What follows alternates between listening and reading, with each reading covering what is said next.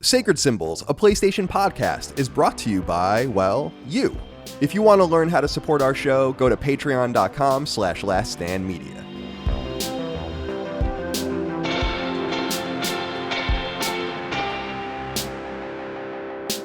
Greetings and salutations. Welcome back to Sacred Symbols, a PlayStation podcast. This is episode number 338, somehow. My name is Colin Moriarty. I'm joined, as always, by my son, Chris Raygun. Chris, how are you today, my friend? Good. I don't know. I feel weirdly tired today. I don't know why. It kind of betrays the reality of like what my situation is. Because I did get good sleep, so I just don't get it. I think it's just one of those days. I think I have like a busy week ahead of me after this. But that's more like social obligation stuff. It's not like work. But I don't know about you, but like I feel like when I see my calendar and I know that I have anything at all to do next week, I'm kind of always thinking about it until it's over. Yeah, I'm the same way. With travel, especially. No, travel's the worst. Yeah, where I'm like, when I'm within 2 weeks of a travel date, it ruins the entire 2 weeks before the travel date. I have no idea why I let that happen. Yeah. So I totally understand. Well, it's good to be with you today. Dustin Furman, executive producer, welcome. How are you today, my friend? Doing all right, man. Christmas creeping up fast. I think I have my gifts together, though. This is one of those weeks where, well, this week and last week, we have recorded an insane amount. And it's getting to the point where I'm like, I hope you guys aren't tired of listening to us. I guess it's spread out for the listener. Nothing's different for them. Yeah, I mean, you're going to be as tired or not as usual of listening to us. Yeah, so we're here for another episode of Sacred Symbols. Wow. And this is it. This is a wrap. I mean, this is the last Sacred for the year. Of course. Right. And actually, why don't we just cut it? Yeah, I mean, I was hoping it was going to be a smaller episode because I'm so fucking tired too, but it's been a demanding few weeks. This is the end of the recording. I'm going to record probably the monthly Q&A tomorrow from when we're recording this, and I have to pay everyone and stuff, so I still have work to do, but this is like the last big lift. And we've done a good job. I think we were very organized. We got everything done that we needed to get done. And as people know, we go away for a few weeks at the end of every year and at the beginning of every year, but the content rolls. So we've been double and triple recording for these last few weeks to prepare for that. And I think everyone's done a really nice job. So, but it's good to be at the end almost. And now we have let's have a strong episode today of Sacred Symbols, a PlayStation podcast, if we can.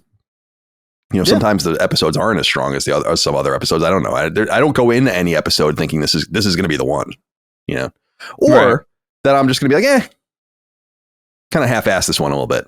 I would just try to put in the same energy. Oh, you know? Yeah. But then the outcome is different. That's life. I'm so fucking shot. It's not even, I can't even think straight. All right. Oh, man. Well, it's good to be here with you guys today. Presents, Christmas presents, I'm done. So I bought Micah, she actually got a custom made piece of jewelry that I paid for. That's going to be like the massive part of her present. But I got a couple of things back there where I'm pointing for her as well, just so she has things to open, because she already knows that this thing exists, including something people have been asking me to buy her in this box right here. Wonder what that is. I have no idea what this is. It's let's see. It's a polio vaccine. Shaped like this. Let's see. It comes from... It's shaped like a box. It comes from Redmond, Washington. I wonder what's there. Uh-oh. Ooh. Damn. I wonder what company's in Redmond, Washington. Wow. All right. I was always... I don't know if you guys were the same, but when I was a little kid, I always saw Redmond in my Nintendo Power, and it always seemed like this mystical place that I wanted to go, because I had never gone to Washington State. It was like the exact opposite end of where I lived. And I was like, damn, dude, you can just go to the town where Nintendo is. You know, very exciting.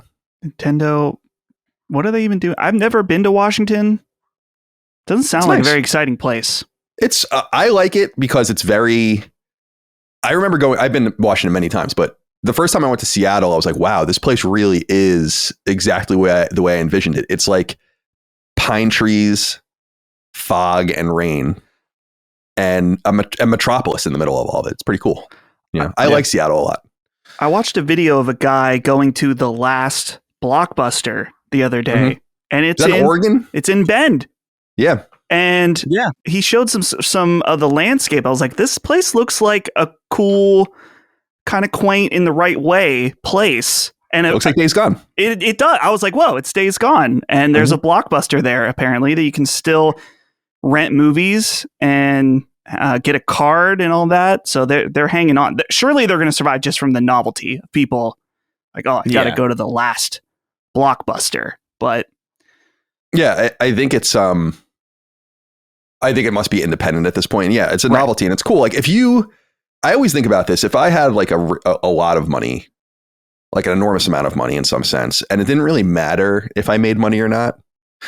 There was this store in San Francisco near where my ex lived in the marina, and it was a yarn store, straight up. Oh yeah, we have. And one of those I was like, you can afford this building in the marina to sell yarn? I'm like, there's just no way.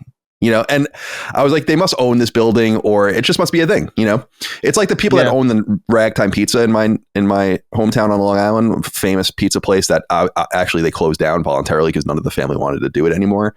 But they owned the entire building where they rented out all the things, and they probably didn't make enough money to keep it going. But it was like, well, it's kind of just free, so we have a different monetary goal that we need to reach. So I often wonder that about some of these companies, if it's like, you know, more of a thing. I think about that with arcades, local game stores and stuff where it's kind of for the love of the game. I miss, we had a family video up. Maybe it was 4 years ago that it closed. And I was there. I was renting 4K movies. I'd always bring it up and they would tell me that I needed a special 4K player every time. And eventually the one girl there was like, you're the only person that rents these here. The only person that's renting 4K discs out of anyone. They must get a prompt on their computer or something when they scan it. Oh, I'm sure that people were just grabbing that and then taking it home, trying to put it in a PlayStation or something like that, and it can't play 4K discs. But it was sad to see it go. But now I like watching movies on the disc. They look better than streaming. I don't know if everyone feels that way. They definitely look better. Well, I notice this when I watch sports where I get really close to the TV, whether it's football or hockey. And I'm like, this kind of looks like shit, actually. Like if you really look at it, it's not clear. It's not, but that's just the nature of the beast, I guess. Yeah. Family Video is so interesting. Didn't we, Chris, you probably wouldn't remember. I feel like we talked about them years ago because they were, the CEO was low key, like insanely rich. Do you remember this? And he had like, his own plane and like it was like this whole empire, and I had no idea. There was this piece about it and I was fascinated by it. I was like, holy shit.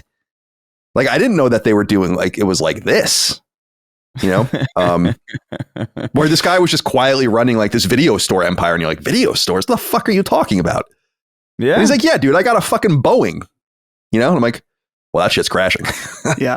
But yeah, it's towards the end of Family Video, you'd walk in and there was a giant like table that was filled with CBD products. Like that was their pivot, was selling CBD. So you pop in, get your copy of Final Destination and some non-psychoactive gummies. That's some small town shit. Oh yeah, for sure. It's like the video store and the dry cleaner being together or something like that. You know, that's smart, man. That's what I first thought when I first saw Barcades. I was like, that is really smart. It is smart. That is like the best way to go for it. If any business is failing, just add alcohol to it or add like some kind of legal drug. And then it just becomes like a whole new quirky thing. And it's just like, oh, cool. A shroom yarn store. You know, it's very hucksterish in some sense. It's cool. Yeah. I appreciate it. Yeah. Video stores, man. I don't even know the last time I went to a video store was probably college, because I did for a time. I had Netflix, but I also actually was my girlfriend at the time had a Blockbuster account. Remember, you could get things online and then just bring them to the store and exchange things in the store for new movies and stuff like that. So there was a Blockbuster on Mass Ave in Boston near where I lived, and I used to go there. And that was 20 years ago. So I mean, there's always the nostalgia thing of, oh man, you remember this? And I'm like, yeah, it was fun, but is it really better than what we're doing now? Are you crazy? You know? Like, Dad, want to bring me to fucking Blockbuster? Let's walk around. I mean, I do remember the whole tradition of walking around the perimeter of the store in alphabetical order, right? Everyone did that. You start at the beginning and you move around. And then if you go into the middle of the store, that's where all the old shit is. There was a tradition to it, and the games and all that. I mean, I remember it, but it was a thing, but it's like not. I mean, we have it so good now; it's crazy. It's not as convenient for sure. I would argue it was probably better for the spirit, and then whatever it is that we're doing now. But I still have. I was looking through my PS1 games the other day, and I still have the Grinch for PS1 based on, it was like the movie tie-in game, and it has a Blockbuster sticker on it. Nice. So I clearly just stole this thing, and I have yet to get a bill. So I think I'm in the clear. It's like when Dagan rented. I mean, we've told the story on Knockback, but rented Interview with a Vampire from 112 Video, and then never returned it and buried it in the backyard. And we still want to go. And I mean, he says he knows where it is. I'm like, we should just go dig it up, dude. I mean, it would be really funny to do, but it's what a waste of time at the same time. We will be on Long Island. I haven't been on Long Island since 2019, which is crazy. I will be there. My dad's 75th birthday. Oh. My dad lives in the Hamptons now, as everyone knows. I'm from Brookhaven, which is not as far east. And my dad lives in the Hamptons now. He's living a more upscale life, let's say. And his wife is throwing him a 75th birthday party at like some nice place out there. So I have to go out there. So maybe we can make it all happen while we're there. I don't know. You know, I feel like when I go to the island, I'm going to be bombarded with a lot of people who've been like, where you been? Come hang out. And I'm going to have to fucking go all over the goddamn place. Yeah, that's always what happens. That'll be all right though. The massive inconvenience. I've said this to my dad. It's like he lived until 2019 or something, 2018, in the house that I went to high school in. The house I grew up in, we sold a long time ago. And so you go home even as a 30-something and you feel at home. Go through the cabinets, go into the fucking pantry, go into your bedroom. But now it's like, he lives in this really nice, beautiful house on a lake or whatever. And it's like, but this isn't my house.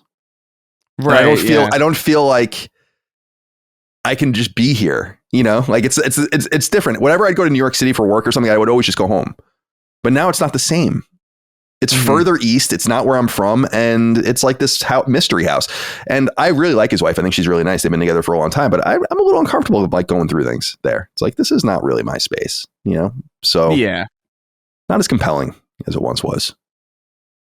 I was going to go home. I thought for sure the Jets were going to play a home playoff game this year. So I just saw something about them. Ryan McCaffrey posted that the Jets were using Madden stats to inform personnel decisions. Yes. Just fucking awesome. There's a new report out this morning. I was reading it. Jerry Jeudy is this really exceptional receiver. And they apparently threw the kibosh on a trade for him because his Madden ratings were not sufficient. Is that real? Yeah, apparently. Yeah. That sounds like a bit. Well, being a Jets fan is a bit at this point. So I've always wanted to go. I mean, you guys know this vision, I'm sure, but you know, the paper bag over the head when you go to a game? Yeah.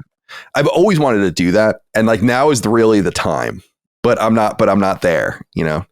I always loved that. It's such a funny thing. I don't think they do that overseas either. I think that's purely an American sports thing. That's such a fascinating mix of that's extreme shame and shamelessness, because you're embarrassed to be there but not embarrassed enough to be there to not go. Right. Well, because you know, it's funny. It's funny. Yeah. Yeah. Yeah, but it's just like, what a you already have the tickets. You're not just buying you know, like especially season ticket holders, you are already committed to this shit. You either just don't go. It's like every Jets game is a sellout, but when you look at the games, they're half empty because it's like, well, what I would be in the same thing. I'd be, I'm not fucking going in this game. You know? Right. Like, I'm going to drive all the way to New Jersey for this? No. Why not? You can see one of them drones. I wish they played on Long Island where they belong, but they don't. Alas. They did at one time, but not anymore.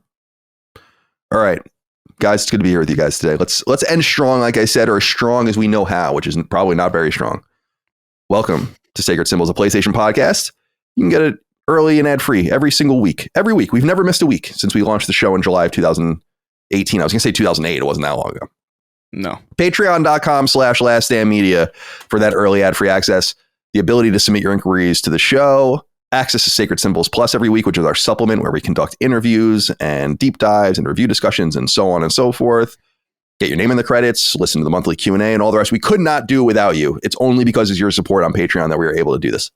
So thank you for that. More than 13,000 of you over there. And of course, RSS feeds for the show. So you don't even have to interact with Patreon. Some people have been asking what's going on. Because I did talk about how Patreon is acknowledging and working on an individual RSS feed thing for multiple shows. So our RSS feed is just a stream of consciousness of everything that we do. But hopefully in 2025, we will be able to deploy new RSS feeds where you can just join an RSS feed for Sacred Symbols or just an RSS feed for Defining Duke or Punching Up, whatever combination you want. So I think that that's coming in the next year. But in the meantime, use the RSS the way it exists. You can also connect to Spotify, which is very convenient. Recent Sacred Symbols Plus episodes have been a lot of fun. The three of us all recorded deep mailbags. My mailbag is game-centric, but not really. I don't know what your guys is. You guys both recorded already, right? So we're ready to, we're done. Yep. So that's good. So those are going to go live over the holidays this Saturday. So a day after this goes live on Patreon will be a nearly 3-hour review discussion and spoiler cast on Metaphor Refantasio with me, Gene, Dustin, and Brad. And that was a fun conversation. We got really into the philosophy of the game and the politics and the characters and the gameplay. Really great game. Excited to talk about that. Hogue and I did a recent deep dive into Ubisoft and what the future of that company might be, which was great. We did I wasn't on it, but Dragon Age. Why do I want to keep calling it Inquisition? The Veilguard. The Veilguard, yeah. Review discussion and spoiler cast. That game seems to have bombed sales wise. I'd be surprised if you ever see another Dragon Age game again.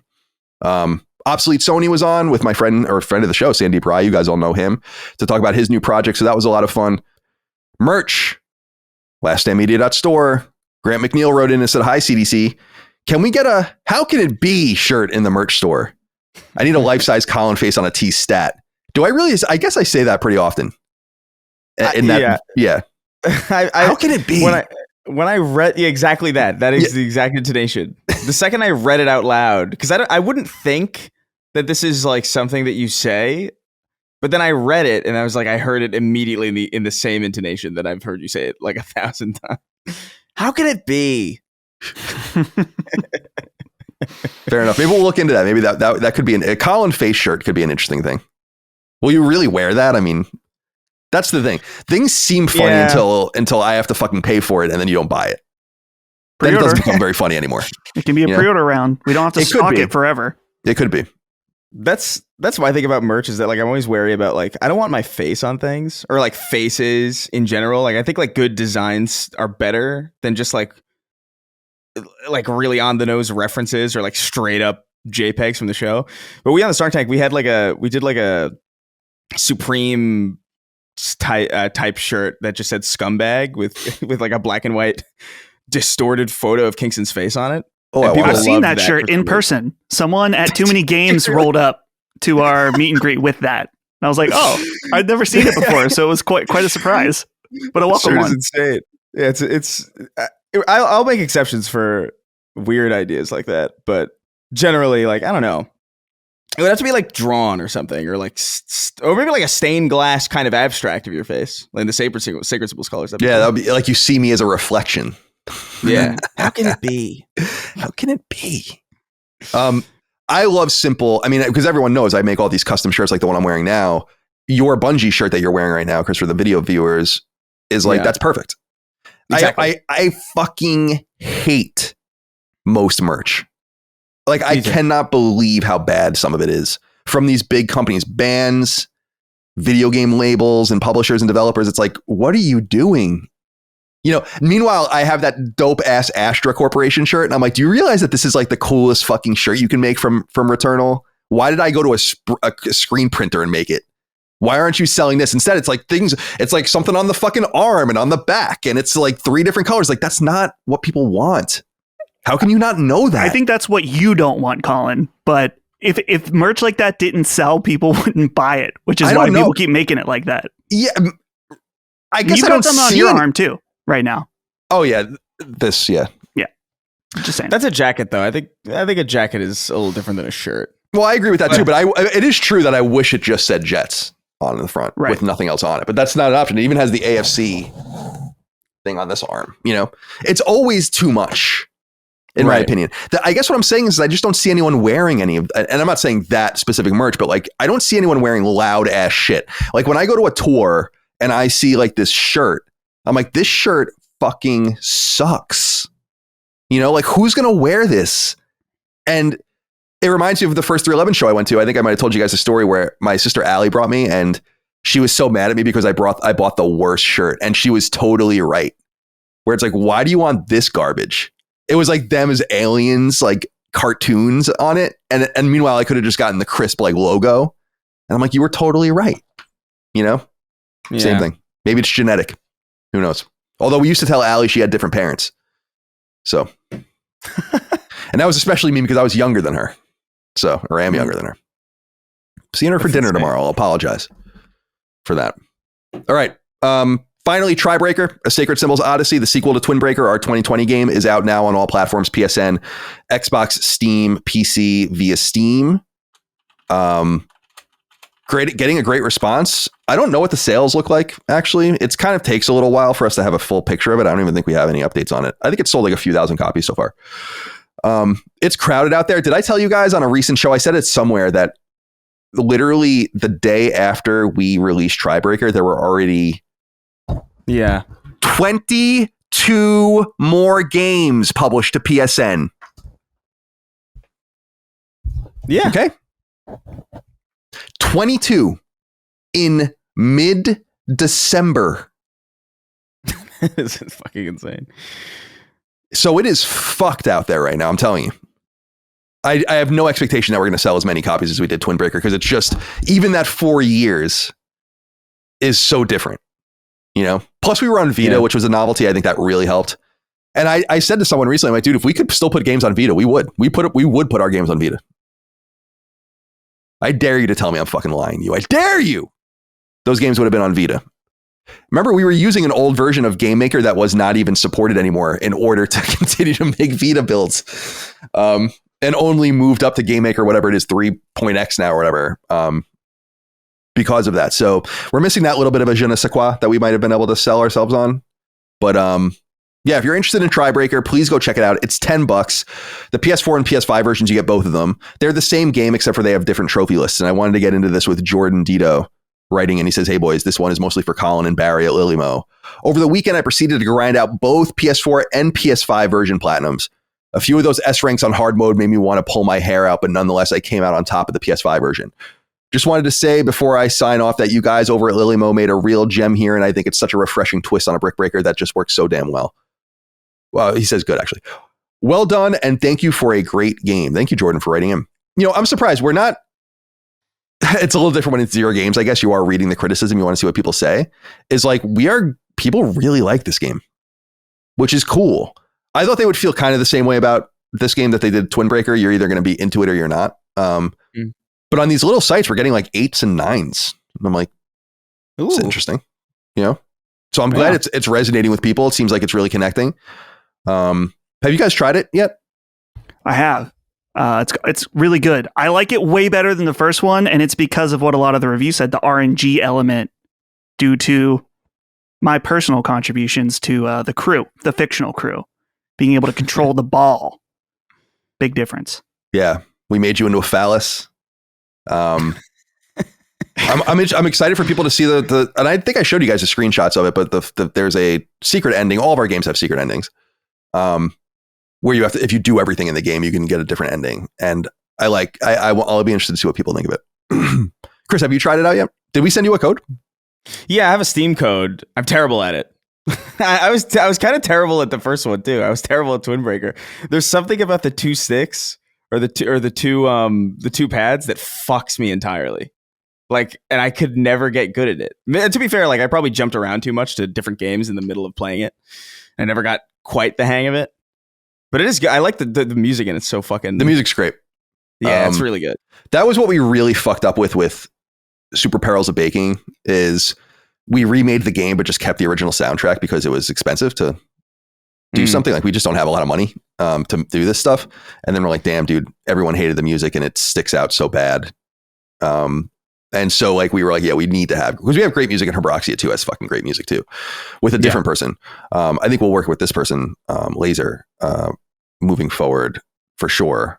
I'm pretty sure, I don't know the whole story, but I'm pretty sure the Herbroxia 2 dude doesn't want to work with us anymore because of me.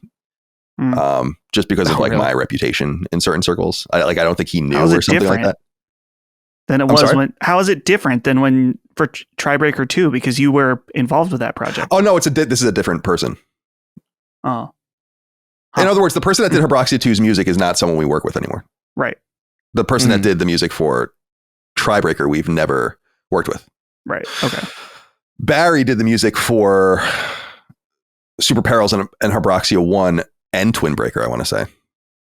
Yeah. He's pretty talented. Like I don't know where he gets off like fucking doing all this shit. You know, like you need to chill out a little bit.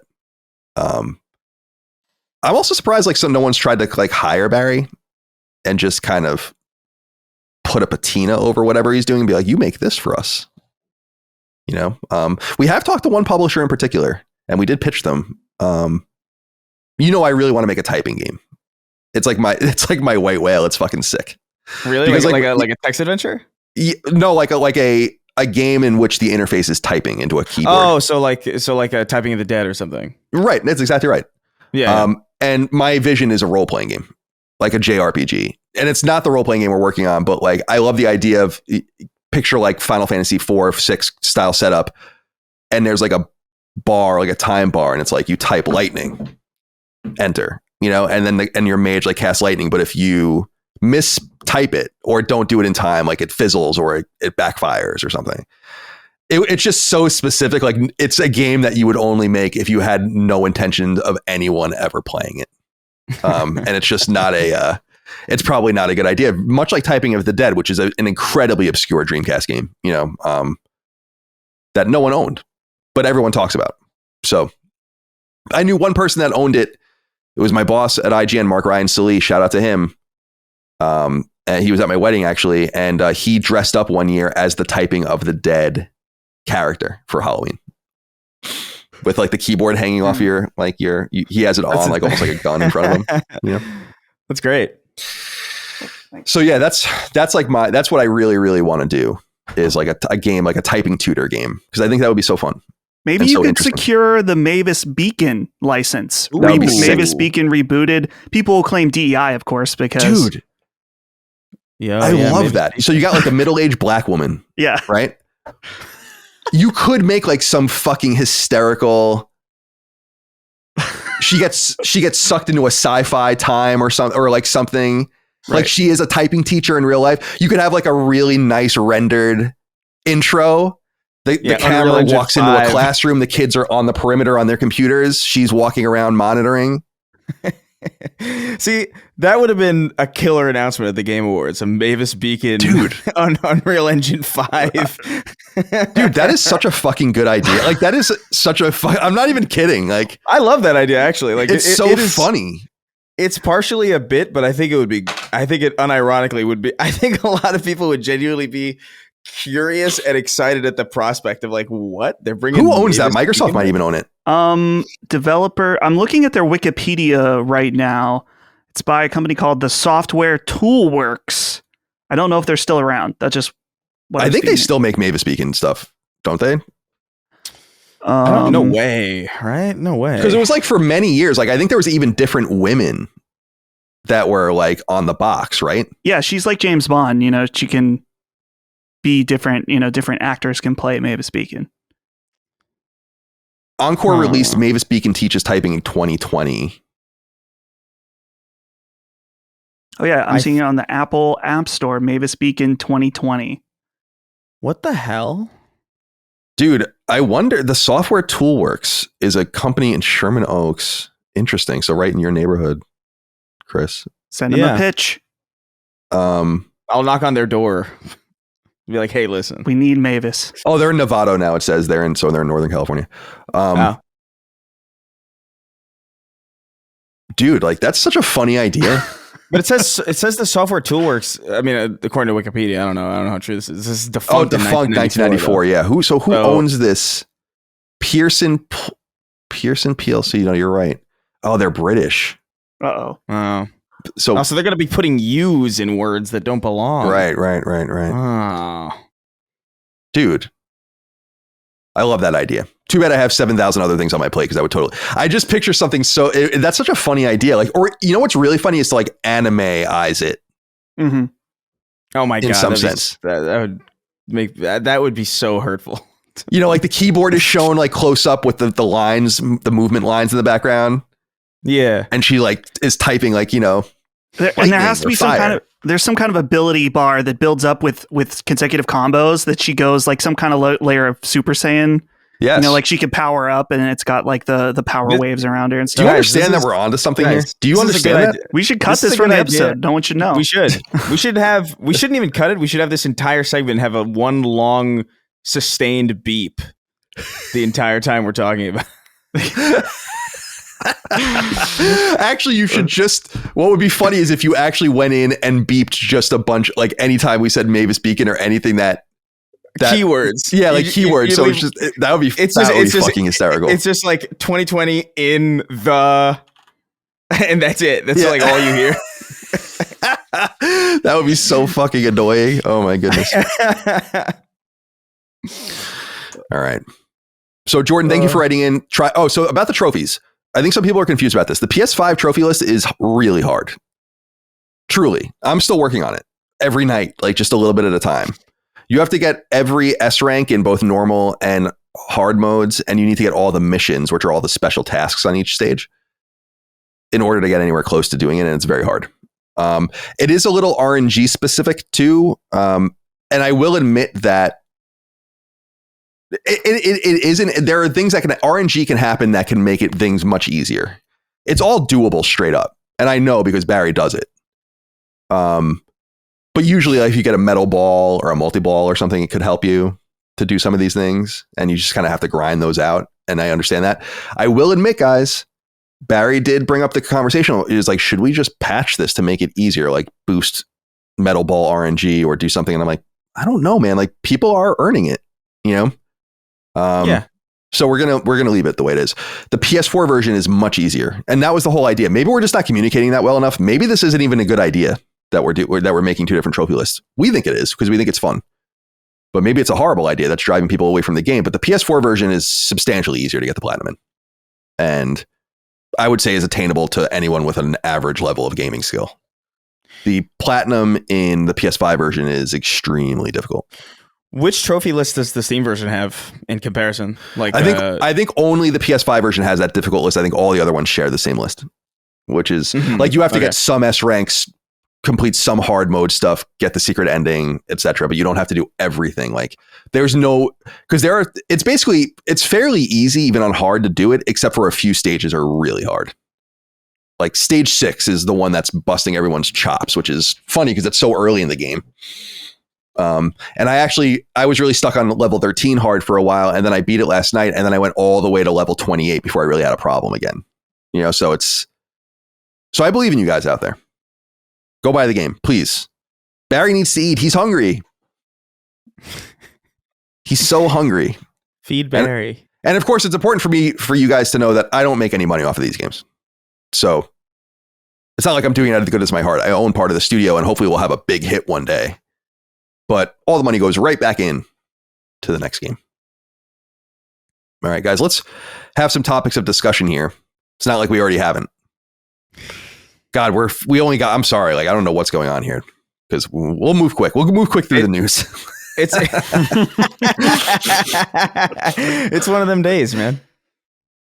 Big Daddy took me deep, and I don't mean to rapture, wrote in and said, 1, what gives you the right? And 2, who do you think you are? I don't know, man. Nothing gives me the right. And I don't really think about who I am very often. I'm like a dog. I don't think about my own existence. Really? Not anymore. I'm just kind of rolling, you know? I was much more introspective when I was younger because the world was much more mysterious. And now I realize everything's just chaos and nothing really matters, you know? Oh, okay. So here we are. That's wonderful. Merry Christmas to you, my friend. Yeah, Merry Christmas. Nothing matters. I always love that question. It's like, who do you think you are? Because the implication is there's like, what could I possibly? What could the answer to that possibly be other than me? I hate that question. It reminds me of I like seeing those tweets sometimes where it's like, white people really cooked with these different sayings. Oh yeah. And that's kind of one of them, I think. Who do you think you are? That's like a Midwestern Protestant, factory worker thing. Someone would say, I think that's good. Yeah. I love those lists of those sayings where it's like, I feel there was one that, fuck. There's so many good ones that I can't remember exactly, but that's a good list. Like the things, the list of slang or turns of phrase that white people are doing work, dude. I'll tell you. Yeah.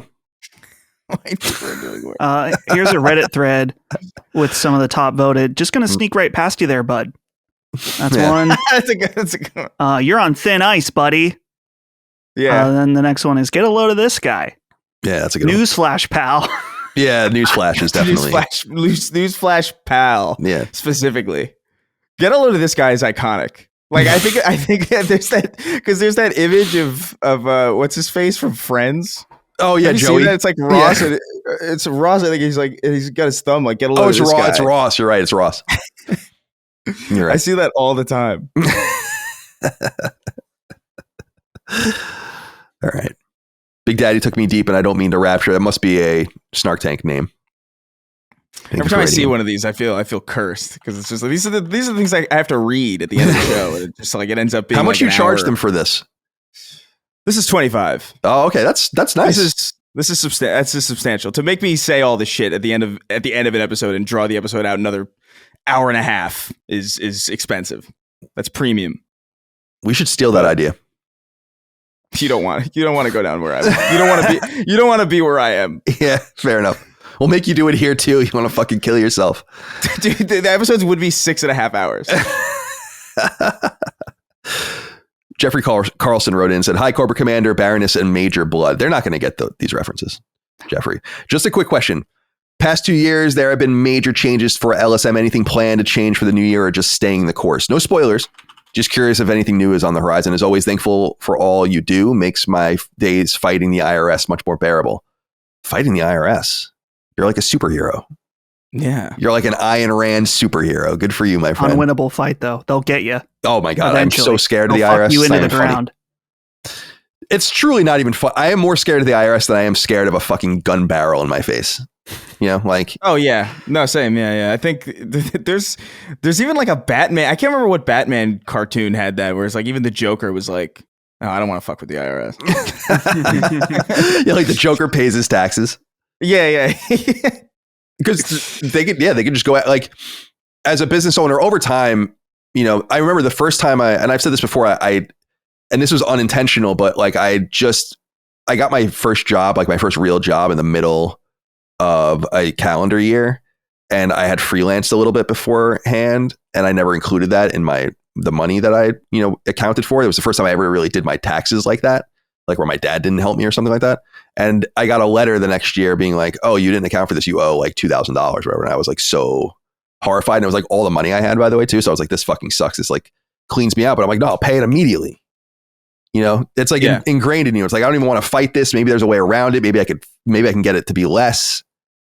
And ever since then, I don't know about you guys. I don't know. You probably don't get a lot of things. I get quite a few things from the IRS because of the business where it's like, this communication document and you signed into this and all that. And anytime I see that envelope, oh, it's terrifying. I'm like, fuck, and it's usually nothing.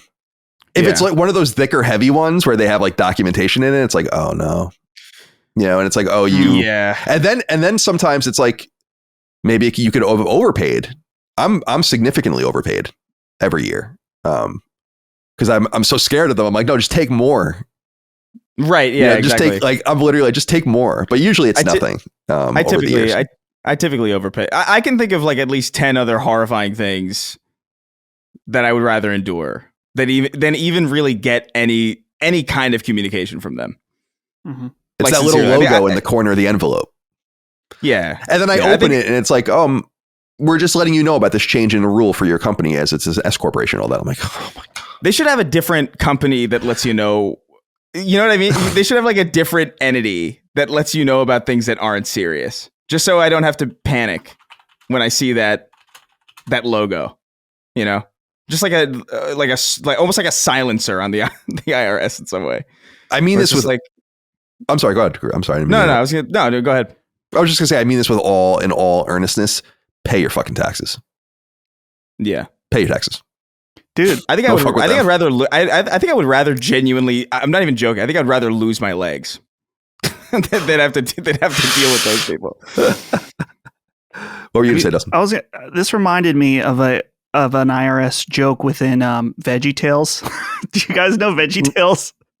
I know it, but I didn't know that there was an IRS joke in it. So VeggieTales is like this from the 90s, this CGI show for like Christian kids or whatever, and there's a segment in it called Silly Songs with Larry, and there's a Christmas episode where he has all these cookies that he's saving for Santa. He's like singing this song, and a guy comes in and he's a Viking, and so he offers him a cookie, and that's fine. And then a home intruder breaks in, he gives him a cookie, and eventually Santa shows up.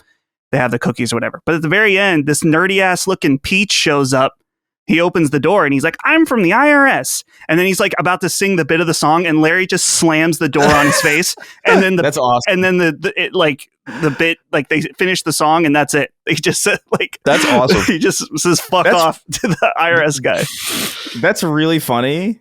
But even a joke about the IRS is such a doomful. Like I can't even a joke about them. I can't find funny because you've just made me think about them. Oh, you know what I mean? Now you're scared. Yeah. Now I'm just like, I'm immediately in a worse mood. It is the joke that it's so funny where it's like, what do I owe you? You tell me. You know, what happens if I don't pay the right amount? You go to jail.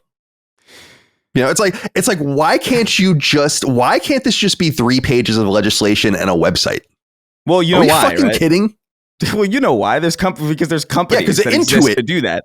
And they got lobbyists. Dude, that's what frustrates me about the United States. Sometimes like there's so many businesses that exist for no good reason, just to complicate things. It's like, dude, I would much rather not have to. I would much rather many businesses like H&R Block go completely the fuck out of business if we get to trade it for a society where like the government can just tell you, can give you a bill, you know, and just like you can deal with it from there. Like, oh my God, tell me what you owe me. Fuck off. Yeah, it's just strange. Like it should be. I don't mind having a really deep tax code, but like that people can take advantage of, because that's what it really exists for, is for people to take advantage of it, and that's totally fine. But that should be opt-in, not the mandatory thing. It's like you just pay a flat whatever, and if you really want to fuck around and try to like leverage something out of it, then you go to this next step and you hire a tax specialist and do all those kinds of things. Because, you know, especially for my company taxes, I print everything out and have like all these files put away with all of the different information for different years digitally as well. And I look at these documents and I'm like, what the fuck is this? Like, what are we doing? It's like the most arcane shit you've never heard of. Like, part 17, letter G. How much money did you spend on gas in the month of November? It's like, what the fuck? And it's all just got like all these values, and most of them are zeroed out. And it's like, I don't know, man. Can I just tell you how much money we made and I just pay tax and we can just move on with our lives? But they know how much. That's the thing. It's like they already know. So just tell me, and then I'll come back with like this. Okay, this is how much, and then these are my deductions. Then you send me a thing back, and then that's it. It's 1, 2, 3. We're done. I don't know. This is one thing where I'm like, can't we all agree on this? Can't we all agree on this and just do something about it? We all agree. Just destroy the IRS, the whole structure, and just have it be a website. And God, that would be so. But I'm John H&R Block, and I want my 14th Boeing. It is annoying that it's gotten this bad.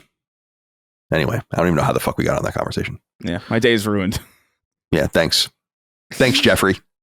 Oh yeah, he wrote it about fighting the IRS, and now we're mad at him.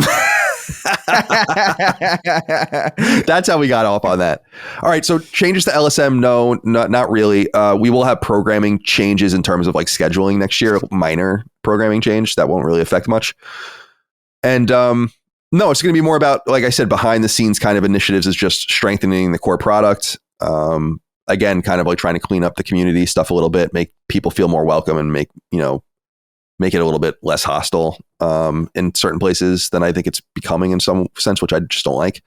But I think we're in a good place with the company itself and the programming. The instinct to do more is a bad instinct, I think. Mm-hmm. I think it's something that I want to rekindle. I've said this on another episode about maybe doing some occasional, not promised or anything guaranteed, but like maybe pop something on a Sunday every once in a while. That's just different. Because I do feel a little lazy creatively for the first time in my life, where I'm like very much in my system now, and I'm used to doing things and trying things and writing things, and I just don't feel like I do any of that anymore. So I want to try to find a place for that, but I don't want it to be like the business to be contingent on it, because I want it to be something special and interesting when it happens, whether it's an episode of Knockback that's random, or I often think about reviving side quests because I love doing video essays, but it's a lot, you know? Yeah. So anyway, yeah, no major changes, but we'll see you next year. Keep an eye out for my letter. You guys will have a lot more information in there. All right. God, we are going really long. Should we skip some of these, or do we want to do them? No, This next one's a little interesting. All right. Let's do this one. Merry Christmas. We're gonna do all of these. Yeah. Okay. All right. Fair enough. Cypress Davis wrote in, said, "Greetings, CDC. I find myself in a pickle. I recently moved into my new apartment and couldn't help but begin to goon after my landlady. Our meetings and interactions are always professional, but she has made me feel more than once that there's something that can be pursued. I almost never shoot my shot, but I'm trying to take more risks. You certainly are. After bringing my perilous situation up in the LSM Discord and hearing both sides of the debate, I was swayed from any future attempts at sparking a romance. I understand the obvious conflict of her being my landlady. However, I find myself dissatisfied with not taking action here, of which I am completely capable. What say you boys? Do I disappoint my ancestors yet again? Or do I bite the bullet of potential rejection and ask her out anyways? Thanks for all you guys do, and Merry Christmas from Germany." German. Interesting. Yeah. I don't know, man. I mean, part of me feels like it's the makings of a romance. Part of me feels like it's the single worst decision you could ever make in your entire life. You know, so it's what Nick Scarpino and I used to talk about how things could be both the best thing and the worst things in the world. Like literally but it's going to be one or the other. Right. You know, there's no high like, risk, high reward. Right. Like major risk, major reward. I don't know, man. I think you want to shy away from probably doing this. Could it wait until you moved somewhere else? If you're that interested, couldn't you just move somewhere else? Then I think it totally allays any awkwardness at all. It's like then it's just a transaction like any other two people. But you put yourself in an awkward position. You put her in an awkward position too, especially knowing Europe, where like the laws are probably very pro-tenant. You're really putting her in an awkward position because she's probably never going to be able to get rid of you either. Yeah. So if things go bad or whatever, I need to know more though. I would like to know more. We're not going to learn more because we're not going to record it again for 3 weeks. And by that point, I'm not even going to remember. I won't remember anything about this in 3 weeks. No. But right now, I wonder, like, what makes you think that could be a reciprocity? How old are you and how old is she? What kind of living situation is it? Is she like a building concierge, or is it like she's like you're her one tenant? I've lived in both of those situations, right? That's important. If you're talking about like a corporate landlord, who gives a fuck? Does she live in the building? Right. Is that also a part of it? Right. But imagine like where we started Sacred Symbols, that building, right? Yeah. That's a corporate ass apartment building. I didn't know fucking anyone there. I didn't know a fucking goddamn person that worked there, except for like the maintenance people. So who would care there? But when I lived in San Francisco, my landlord lived right above me. Oof. You know? And in that situation, that would be much more perilous. So I just don't feel like I have all the information. Ooh, that's rough, man. That's like if every time you got in your car, there was a cop next to you driving, you know, I can't imagine living right below or like right above my landlord. Yeah. I lived there for almost 10 years. Yeah. I've told you guys past, he was this old first generation Chinese man named Johnson. Of course. And, he was both really nice and really scary. I like people like that. Yeah, like I didn't like. I just think it was a cultural thing where like I didn't know. I'm like sometimes I'm like I think this dude wants to kill me.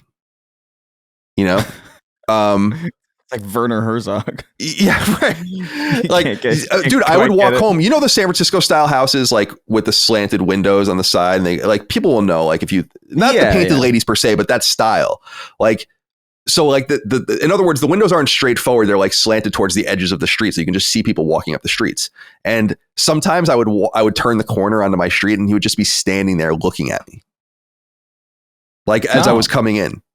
And eventually we'd have to acknowledge each other and be like, and you know, and like he'd wave back or whatever. Sometimes he wouldn't. Oh, you know, even better. But, and we used to pay this dude in mostly cash. Oh man, those are the days. Classic. Now, I want to bring up here. He mentions he's mentioning gooning. Yeah. After the land. Yeah. Do we need to put a flag on this? Misuse of the word gooning, or is he literally sitting around, jorking his peanuts over goon after? I kind of just read it as like, I don't feel like I'm young enough to keep up with the vernacular. So the way it's what we had with what was it? It was there was a. It was like the boy penis or the girl penis or whatever. Bussy. Yeah. Where I had a total misinterpretation of what the bussy was because I'm 40. Right. And exactly. I'm like, surely a bussy is a surgically created vagina on a man. And I thought that for years without a second fucking thought. And they're like, no, dude, it's the butthole. And I'm like, well, I'm true. It's all over. I am the one that's out of touch. Look, yeah, I don't know, man. I feel like it's sort of becoming like shorthand for like simping or something. You know what I mean? Where it's almost like, oh man, it's in some ways. I feel like this is one of those examples of like a slang where they kind of started intensely and is actually kind of like becoming more tame as people use it more and more in everyday words, or everyday conversation. But look, man, I would avoid. Not only would I avoid this entire situation, but I would avoid flirting with your landlord altogether. Like I don't know. This is such a bad idea. I can't even begin to explain because it would be hours of me trying to dissuade you. You might end up homeless if this goes bad. I mean, yeah, he could be destitute. He could be flagged from all other properties. Who the fuck knows? This is what I'm saying. We need more information. Like I can't give the appropriate advice or perspective until I have more information, because I really do think it depends. Like being a landlord can mean anything, but that you're using that but that you're using that terminology indicates to me that it's a small situation. Mm-hmm. Like there was a company that was my landlord, when I was in Santa Monica, as opposed to Johnson. Right. Is she a representative of the company? You know what I mean? Like, because they dispatch certain people is she like her building manager? There's a lot of information here that we don't have. And so based on the information that we do have, I would say no. Yeah, right. That's my answer. Right. You do seem to be lusting though. He's in the state of gooning. Yeah. Yeah. I wonder what it is about this. I wonder what it is about this woman that he's like so enamored with. What did you say, Chris? There's No Nut November, and now it's Destroyed Dick December. It's Destroyed. That's where we're at now. Right. And so I think people are losing it a little bit. Right. Well, wouldn't be the first time people lost their minds in Germany. Merry Christmas, Cyprus, and be well. Alex Treptow wrote in. It's time to talk about games now. We made it. Yeah. We made it through. Says, hey, Colin, the dinosaur game you were likely thinking of last episode was the Activision-produced Jurassic the Hunted. Yes. Of course, we all remember this game as one of our first PS3 Platinums we got during our whoring days. Interestingly, the game didn't get an EU release. And as someone who has split time between London and Northern Virginia his whole life, that's one of the games I'd buy many copies of and make a pretty penny on, the opposite side of the Atlantic. That's very interesting. That is, in fact, the game. And I don't know why I was thinking that it was a Bethesda published game, but it was an Activision published game, Jurassic the Hunted. You remembered it. There it is. Not very good. We gave it at IGN apparently a 6.5, and apparently it came to PS2 at that time in 2009. Oh, wow. Really late release. And it was November 2009. So that's a really, really late release for the system. That would be like releasing a PS4 game though in 2022. So not that crazy, I guess, by current perspectives. So thank you for that. Did you guys play that game? Are you familiar with it? I have no idea what it is. I've heard of it. I remember seeing this on the store and being like, oh, that looks like shit. And then I never bothered to play it. It did. I mean, you have to understand that when you're in that journalist world in the physical games days, man, you just got everything in the mail. Like they would send you fucking anything, and you don't ask for any of it. And the company would just get these boxes. And I think what I got confused, this is what it is. In 2011, Bethesda published an In Exile developed game called Hunted: The Demon's Forge. And this is called Jurassic the Hunted. So I think that's probably where my confusion lies. Yeah, we guessed a lot of names that were close because I think Hunter the Reckoning was thrown in, but that's not a dinosaur game. Right. And neither is Hunted the Demon's Forge. So who the fuck knows, That's true. So that's that. Thank you for that. Jimmy Olsen wrote in and said, oh, I guess I should have, we're after corrections at this point. So I guess I should have put this before, but I had to read this one. Jimmy Olsen wrote in and said, hey, CDC, on the most recent Summon Sign episode, Brad, Colin, and Micah tried to determine which Pokemon represented each member of LSM. Colin chose Oddish for Chris with zero effort or correlation. If anything, Chris would either be Smeargle or Sableye. The Smeargle for the doodles Chris makes during Snark Tank, and Sableye because its only weakness is to the fairy type and is a gremlin. That's all I wanted to say for now. Cheers, gentlemen. That last one really clocked me. That's crazy. What is it? Sableye? Sableye. I don't know what these look like. I'm actually Googling these for the first time. Yeah, these are Jesus Christ. These are like newer Pokemon, not new, but newer Pokemon. I want to say. Yeah, like I knew Oddish because that's from the generation that I remember. But everything after this is like, first of all, Smeargle, terrible fucking name. Yeah, name sucks. That rolls off the tongue like thumbtacks. That's really insane. I don't like that he has one eye. It looks like makes him look kind of droopy and fucked up. But I think I see Sableye a little bit. Like I feel like I've stood like that on many occasions.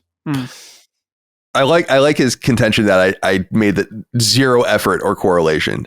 It's true. I wanted to pick the first of all, I'm an OG Pokemon fan, so like these guys, I'm like, I don't even know who the fuck these guys are in my mind, but I went and looked them up. But I just thought it would be hysterical if Chris was Oddish. I mean, that's basically as much thought as went into it. Well, yeah, I like Oddish. Yeah, so Oddish is awesome. The question on Summon Sign was saying for each member of LSM, who was I? I don't remember. I really don't remember. The only I don't even remember what I said for anyone except for that I was hysterical laughing because I said Micah was Jinx. And you're coughing, right? Because there was that image, that meme. That's fucking crazy.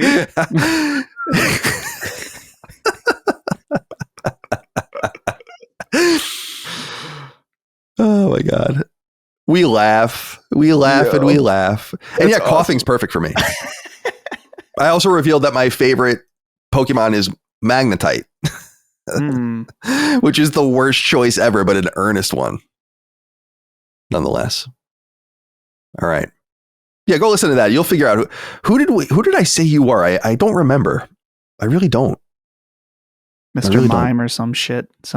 No, yeah, that would be awesome if you were Mr. Mime because you'd be getting it on with Ash's mom, dude. Yeah, Ash's mom. That's right. Yeah, good. Can we just?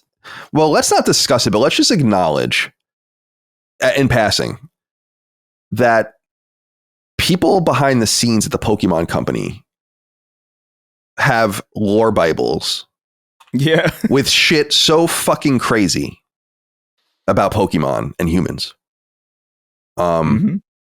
That it begs the question why this has been written at all. You know? Yeah. It's like saying a curse or something. You know, like why are you writing this? It is strange. Why do you make it real? You know? Typhlosion was the one with the crazy or the one that people glommed onto, I think, Typhlosion's lore. Yeah, I don't know. Pokemon's always been like subtly disturbing. It is. And like, because it's about enslaving animals. So yeah. Right, and like essentially cockfighting. Right. And and they exist separate from animals because I think chicken exists. So like yeah, like so there's like a whole class, like there's like a caste system in animals where like some animals are subjected to this and some aren't. Yeah, there's like a subtle or not so subtle darkness depending on how you look at it. I've always like Mr. Mime has always been the most disturbing. What can I ask you? A quick aside. Mime versus a clown, not in like combat, but just like as a premise. Like, what is a more preferable kind of street jester in Europe? Because I would say like a mime, just from the fact that like they don't talk. Yeah, so they at least shut the fuck up. Yeah. More likely to have some kind of weird magic power, though. I would say they could curse you in some way. That is true. Yeah. Yeah, it always freaked me out when I was a kid. Like the idea, like the fake wall. Yeah, I mean, it's French, dude. Yeah. How many times do we have to talk about these people? A lot next year. Yeah. Yeah. Thank you for writing in. Man, I don't know. I don't see Smeargle Sableye for you. I mean, it's he did get you though with the gremlin thing.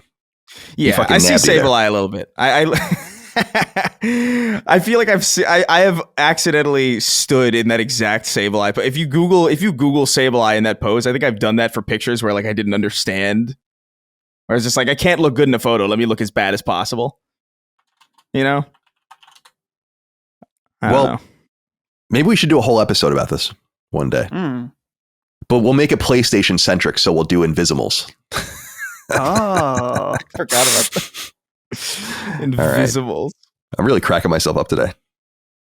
It's important. All right. Mitch Fallon said, "Hey, Sacred Legends, have any of you checked out the new Winter Wonderland level that was added to Astro Bot in the last week? The level is a fun little 20-minute distraction, but the highlights are the 7 new bots to collect. They really cooked this time. There's something to eat for each of you to discover, especially Dustin. Keep doing what you do and maybe leave the chicken alone for the holidays, especially Dustin." Oh. What could that mean? Curious. What could it be? What do you think? Does anything come to mind for you? I mean, certainly there's an implication here.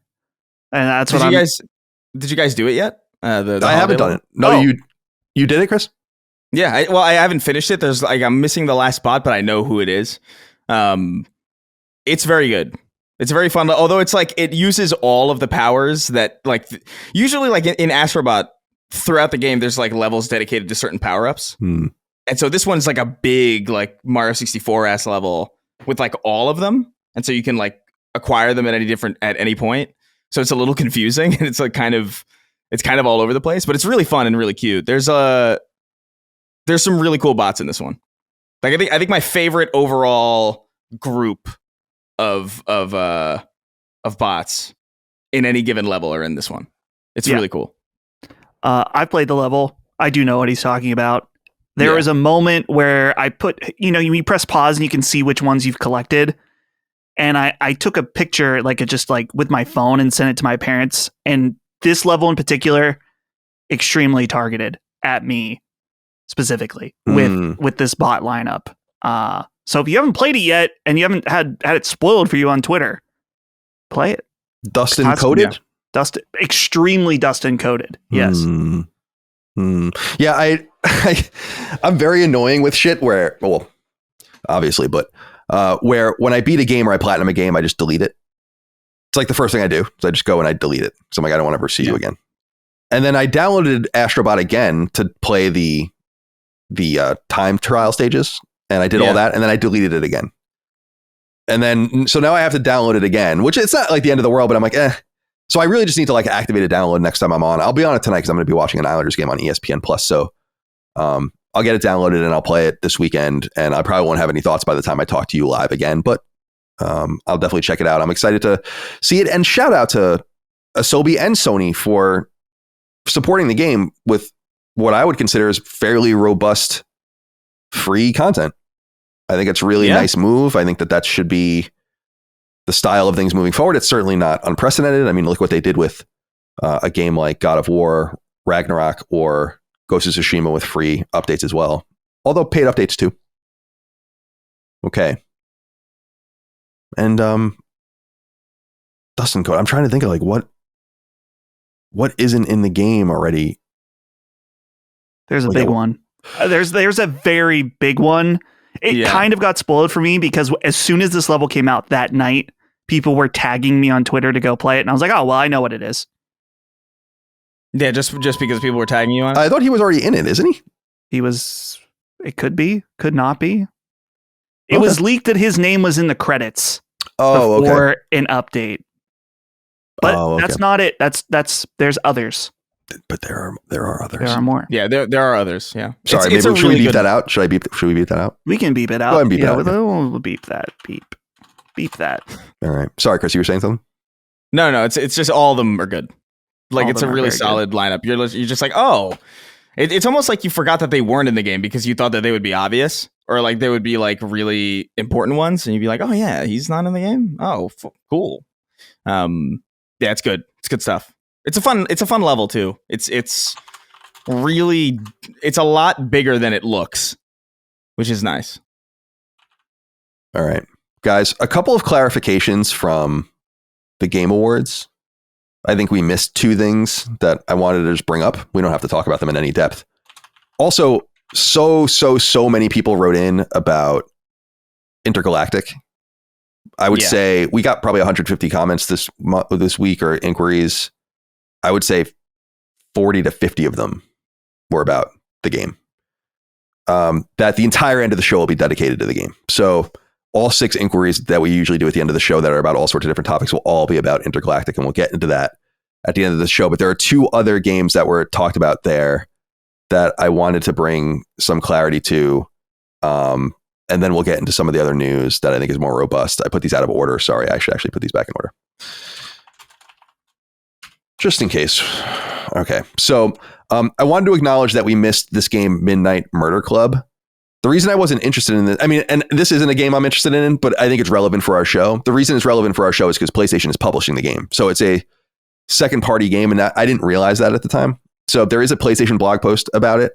It comes from Velen Studios. Velen Studios is a studio actually in upstate New York. And they're best known, they're somewhat new, but they made the game Knockout City for EA and did a few other things. That. So Sony apparently has signed them for this game, Midnight Murder Club. And it's basically it's described here. I mean, there's a Steam page for it if you guys want to check it out. But it's described here as a 6-player shooter in the dark set in a sprawling pitch black mansion where the only light you ever see comes from a flashlight piercing the darkness or gunfire piercing your heart. Turning your flashlight on lets you see which of the 30 plus elaborately decorated rooms you're currently in, but it also gives away your position to enemies who might be hiding close by. It's the ultimate game of flashlight tag.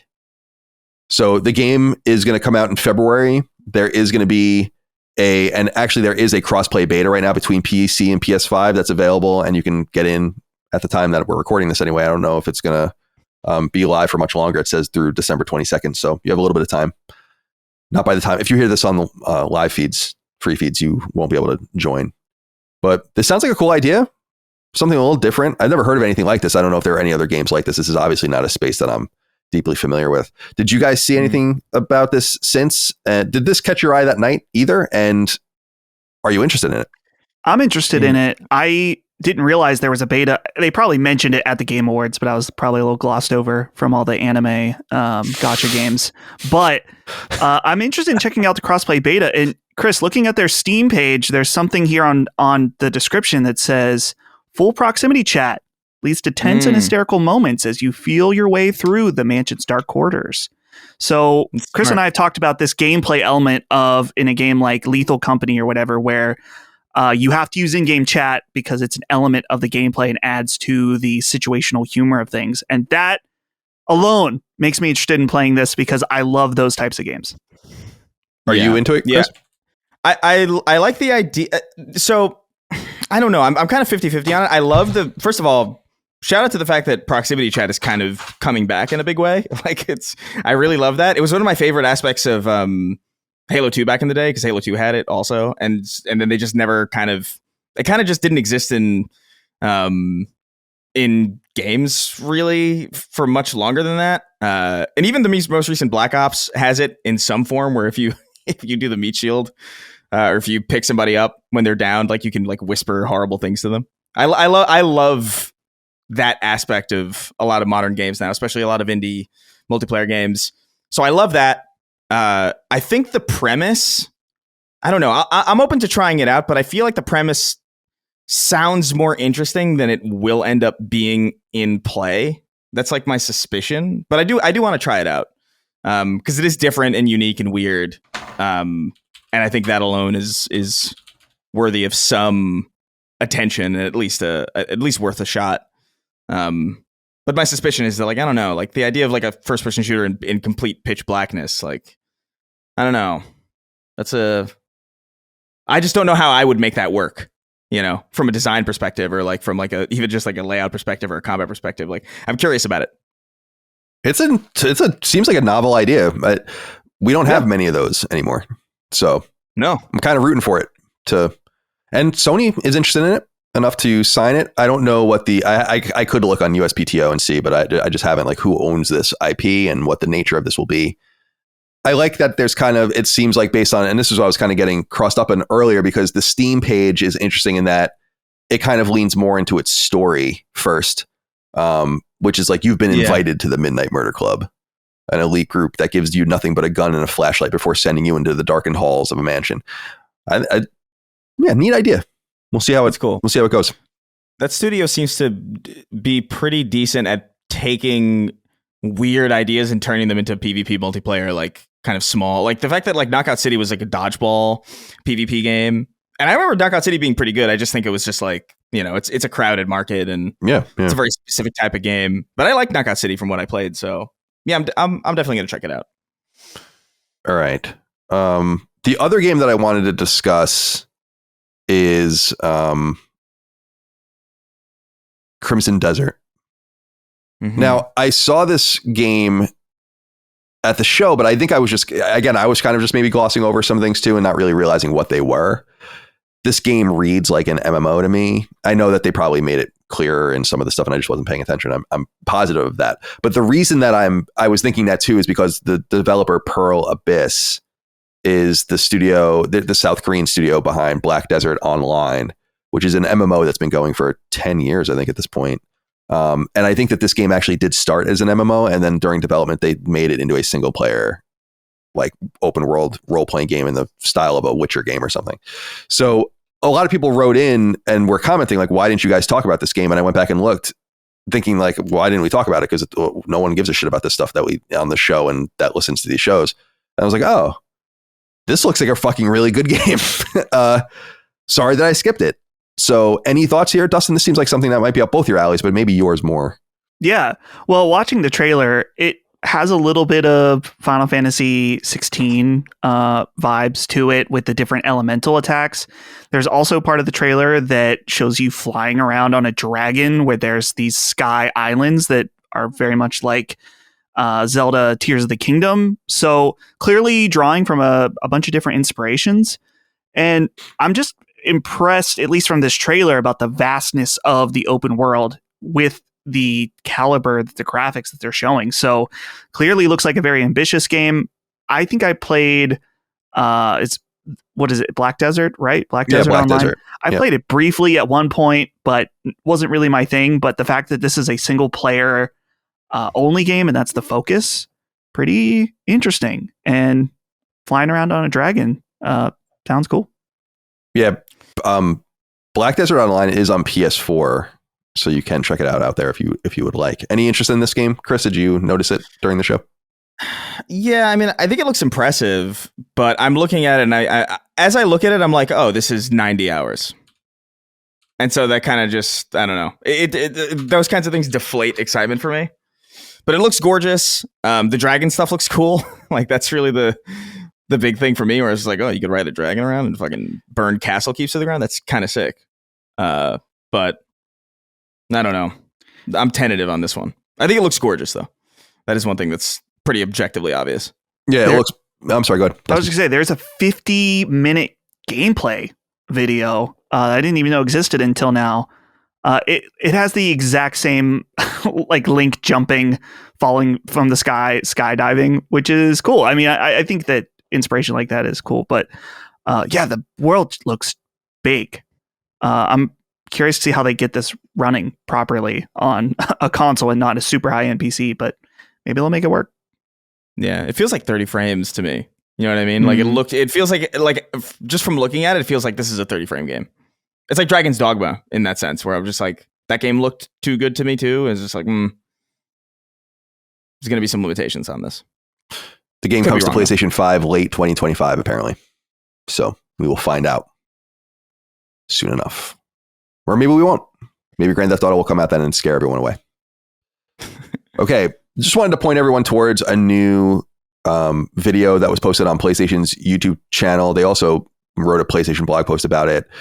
It's called PS5 Pro Technical Seminar at SIE HQ. So apparently Sony invited a selection of media types to headquarters, and Mark Cerny gave a presentation a little over a half an hour long, in which he talks in great technical specification about PS5 Pro, where it comes from, what they're trying to do with it, what the future might hold. There are a few interesting keys in there that I think are worth talking about if you want, but certainly at a technical level, this conversation was well above my understanding. So I'm not going to pretend like I have any great insight into it. I was listening to it in the background while I was actually writing the show. And I tuned in, I perked up a few times because he does say interesting things that I think indicate how Sony looks at generations. For instance, where he's like, we're at, year X, and it's like the 7th year will be like the year that, you typically get a new console out and all that. I'm like, okay, so are they tipping their hand that PS6 will really be in 2027? There was some interesting stuff like that. They also vaguely talk about what seems like PlayStation 6 and specifically their partnership with specific companies. So there's that too. But as far as what he was talking about technically, I'm not going to pretend like I understood any of it because I didn't. Dustin, did you watch it?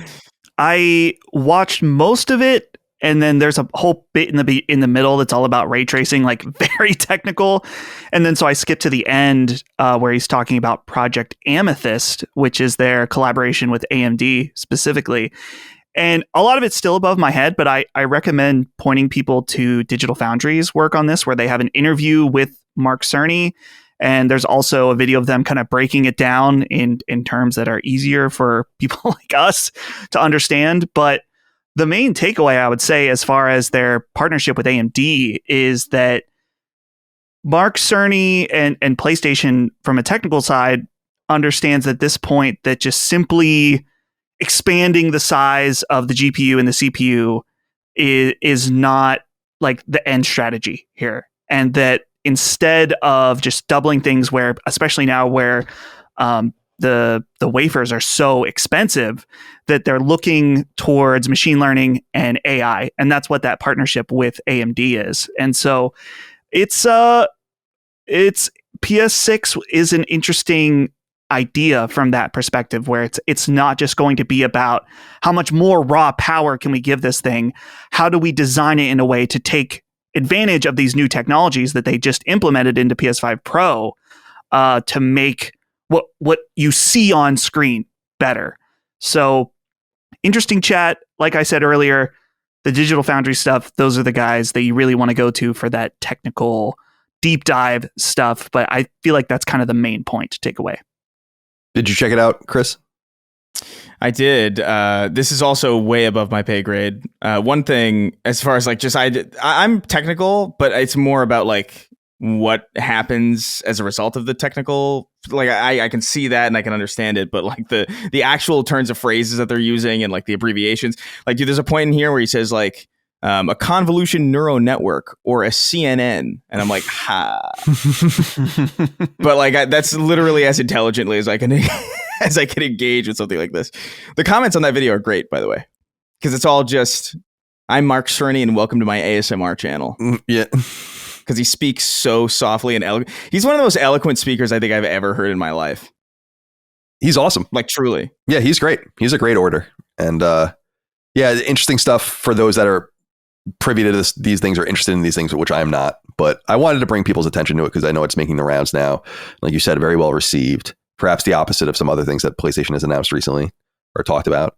So some interesting hints about the future and some interesting looks back at the past and their decision making around PS5 and PS5 Pro and all the rest and how long they've been working on it. So I like that they're doing this. They seem to be pushing it. We're going to talk a little bit about Pro's performance on the market a little bit later, but it's doing very well. And it's much more expensive than PS4 Pro. So I think that's a good sign for them and what they're trying to do. All right. And by the way, we got to get that PlayStation podium. Oh, yeah. It's pretty nice. He's standing at a podium, like just emblazoned with the PlayStation logo. I'll take that off your hands. All right. Some news here, although it's multi-tiered because it's been updated. We've talked about how Helldivers 2 would make so much sense with some Killzone DLC, and finally, that's what we're going to be getting. Over on Steam, Arrowhead, the developer behind Helldivers, wrote, "Greetings, Helldivers. We hope you're having an awesome time with omens of tyranny and are busy maintaining sweet liberty in a star system near you by offering the undemocratic Illuminate hordes another way of life, death. To celebrate your heroics in liberating the voteless from their tortured existence, we're bringing to the table our first official crossover, and it's a super cool one. We decided a long time ago to do crossovers only if and when they make perfect sense for the game, so in that spirit, we're hyped to announce our very first crossover, Killzone 2. Helldivers 2 Cross Killzone 2 belongs to a new tier of special premium content reserved for collaborations and other uniquely themed work. Our plan is to offer you something distinct and special. High Command informs us that beyond the Superstore content, there's also an additional Killzone 2 reward for all Helldivers, depending on your success in the Galactic War. So, gun in the STA-52 assault rifle, an AC-1 dutiful Hellgast outfit, strengthen our arms banner, strengthen our arms with the Helgen logo, that swastika-like logo cape, and a player title called Assault Infantry. There was some controversy around this, and Hayden Glass wrote into us about it. He said, "Howdy, Sacred Trio. I initially wanted to write in to praise Arrowhead and Sony for giving Helldivers a much-needed second wind. However, I'll have to call an audible. Arrowhead revealed a collaboration with Killzone, and it looks awesome. However, people seem to be complaining about the price of the new items. For roughly $20, you can get a new gun, an emblem, a full kit, and a character portrait background. Obviously, it's not fun to see a game raise its prices, but Helldivers has been the most player-friendly and least predatory live service this decade. In a world where Apex Legends had a Final Fantasy VII collab where all the items totaled $290, and where Fortnite and Call of Duty look like Ready Player One kaleidoscopes of IP, I just can't fathom getting angry at Arrowhead for charging slightly more for skins that are thematically appropriate. A bunch of whiny, ungrateful bitches out there. Thank you for reading my long rant. I appreciate all the LSM content. You guys rock." Oh, harsh words. But then there was a change right before the show. There was a tweet, and it comes from the director of the game, I think, right? Yeah. Yeah. And he wrote, "In the spirit of the holidays and based on your feedback, we have decided to give away the next half of the Killzone and Helldivers 2 collab away for free to everyone. Happy holidays from Arrowhead and our friends at Gorilla." So they were cowed, I guess, which is fine. I know people were really complaining about this. Here's my theory about this, though, is that they don't have a well of goodwill to pull from. So they've spent a lot of that already. I think if Helldivers 2 went along better and was better treated, and then they pulled something like this, people probably wouldn't have complained as much, and maybe the complaints wouldn't have even resonated enough for any changes to it have occurred. But what are your thoughts here, Dustin? It's a tough situation in that it is true that $20 for a DLC or a skin pack, whatever you want to say, that comes with a gun, the cape, and stuff like that, is standard for market pricing. But as this write-in says, I'm not super familiar with how much these things cost in Helldivers, but it does seem like it was a premium of what they sold before. So I could see that where it's like, oh, well, you finally release something that is really exciting that a lot of us want to buy, and you jacked up the price. So I can see it from that angle, but I think the problem is really just that these skins cost so much to begin with, no matter where they are, that it's dumb. It's just in this situation that since they're switching to a more standard pricing, that people are mad about it. So I think it's cool that they're giving the second half away for free. It's a nice gesture. I don't feel like it was necessary.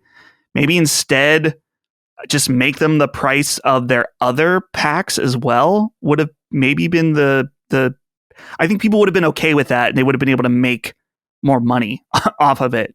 And then they can say, hey, we have skin packs that you do want, and we're charging less than other companies do in this market. And then that's kind of a positive thing all around. So skin packs, too expensive. Weird situation, I feel like, overall. But I the fact that they're just giving back to the fans, I guess, is nice. I just think they can't afford any more problems. True. You know, and so they need to capitulate quickly. Chris, are you interested in any of this? This makes perfect sense, of course. This Killzone stuff looks great. Yeah, it makes a lot of sense. In some ways, I guess I could see $20, like, because I don't know, if you pay attention to the live service, you know, space, you know, the $20 is kind of like the standard for very little, quite frankly. Like, it's usually like, oh, here's a skin of, I don't know, fucking Ellen DeGeneres in Rainbow Six Siege, and it's just like, it's $20, and it's like, all right, great. So I think $20 for something that's thematically appropriate and that has gameplay implications, like here's a new gun, here's like I don't know. I think I don't like that things are that expensive, but it's not particularly egregious to me, especially for a game that, again, like the Raiden said, has been pretty player friendly for the entirety of its run so far. I know they had some fumbles, but they've kind of successfully gotten out of that fumble rut. And so, like, to me, it's, I don't know. I think this whole thing is a little bit weird. On some level, though, I can understand why something like the Killzone skin and Killzone gun is so thematically appropriate in Helldivers that you can make an argument that, like, $20 for what, really? It just kind of looks slightly different. You could argue it's not different enough from what Helldivers already offers to justify that price also. Unlike, you know, I don't know, playing as, I don't know, Cousin Skeeter in Fortnite, you know, like there are certain things where it's just like, whoa, what the fuck? That's crazy. Or Peter Griffin, when they did the Peter Griffin thing where they made him all muscular. Like, there's a reason to buy that because it's so absurd and weird. But I'm glad that they're kind of sticking to things that make sense. And in the event that they do kind of branch out into other things, I hope that they do the due diligence into, you know, making sure that whatever it is that they're appropriating is artistically coherent with the rest of the game. Like, even if they did like some weird, I don't know, Horizon thing, like make it work with Helldivers, like redesign some of it to make it fit. And I'm happy with that. I think it's a consumer friendly move. I don't think it was necessary. I think a lot of people are just kind of used to getting a lot for free, and they're not willing to pay for things that probably are quality. But I also do agree that $20 is just too much for this shit. Yeah, that's what I was going to say is, like, I think it's crazy that I can't believe people pay that much money for that shit. Like, I cannot believe it. And yet, by the billions and billions, people are spending money on that. And I'm like, damn, dude, I'm totally just. And then hopefully these are not the same people that complain about games being $70.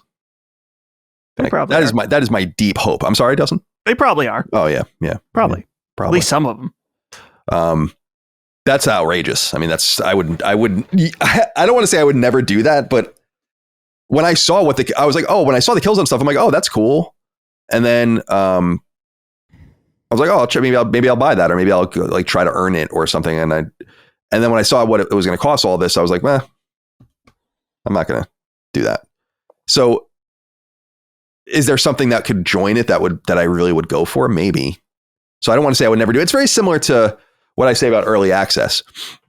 That's the wrong, you know, I don't mean early access games. I mean early access to like a game that's coming out 3 or 5 days earlier or whatever, and you pre-order. It's like, I haven't got yet, but they will get me. Like, there's going to be something. Yeah. So I don't want to write it off completely and say, like, I would never do it. But that you guys are out there spending $20 on fucking Fortnite skins makes me want to put a gun barrel in my mouth. Because we're in the wrong line of business. We should just all work for Epic. We got to be in the game. Mm-hmm. Mm-hmm. Can we get modeled and made into skins? You can Kratos versus Colin. Yeah, when they run out of every single other IP, and then they're like, "What do we got left?" Podcasts. Yeah, dude, they just put Skibbity Toilet in that's Fortnite. Right. So does Valve just not care? That's a great question. You know, because like that's a Valve model. Like that's like from Gary's mod. Interesting. Like straight up. Yeah, maybe they don't, or maybe they're behind the licensing. Yeah, maybe. I wouldn't be surprised if they just don't give a shit because they're just, what do we need more money for, I guess? Somebody's sitting on the skibbity toilet fortune. I still don't really even understand what it is, to be honest. It's okay. It's okay. There's no shot. I don't want to know. I just don't. I only understand in like I don't even know, like a metaphysical way. Like really detached. Like I get it, I think. But I mean this from the bottom of my heart is that I never thought there would truly be a time where I didn't understand what was happening around me. Like, when you're a kid, and I mean, I remember feeling this distinctly where I would say something and be like, I've never heard someone, older person would be like, I've never heard of that. I'm like, how the fuck do you not know what that is? Like this movie or this TV show or whatever. It's like, how? And now I'm just that person. Just, it was inevitable, I guess. It'll happen to you. What's that scene from The Simpsons where the grandpa's explaining? It'll happen. It's always gonna, like, it happened to me a long time ago when I realized that, like, I didn't understand. Like, I'm more in tune with that stuff actually now than I was when I was like 23 or something. But like when I would see musicians at the Grammys, I'm like, who the fuck are you?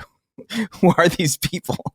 These are like, it's like their name is like hieroglyphics with like the symbol for boron and like an emoji and like just one umlaut. Like, I don't know how to pronounce this shit. 6 lakh? What's going on? It's true. Yeah. I'm happy in my ignorance personally. It's good. It's good to be oblivious. All right. I saw that a new trailer for this game Exodus came out, and I wanted to just see if you guys checked it out and what you kind of thought about this game. Lawrence McDougall wrote in, and his last name's McDougall, but it's got a D at the end of it, like McDougald.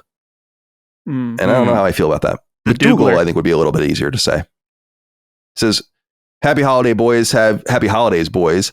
Have you guys checked out the Exodus trailer?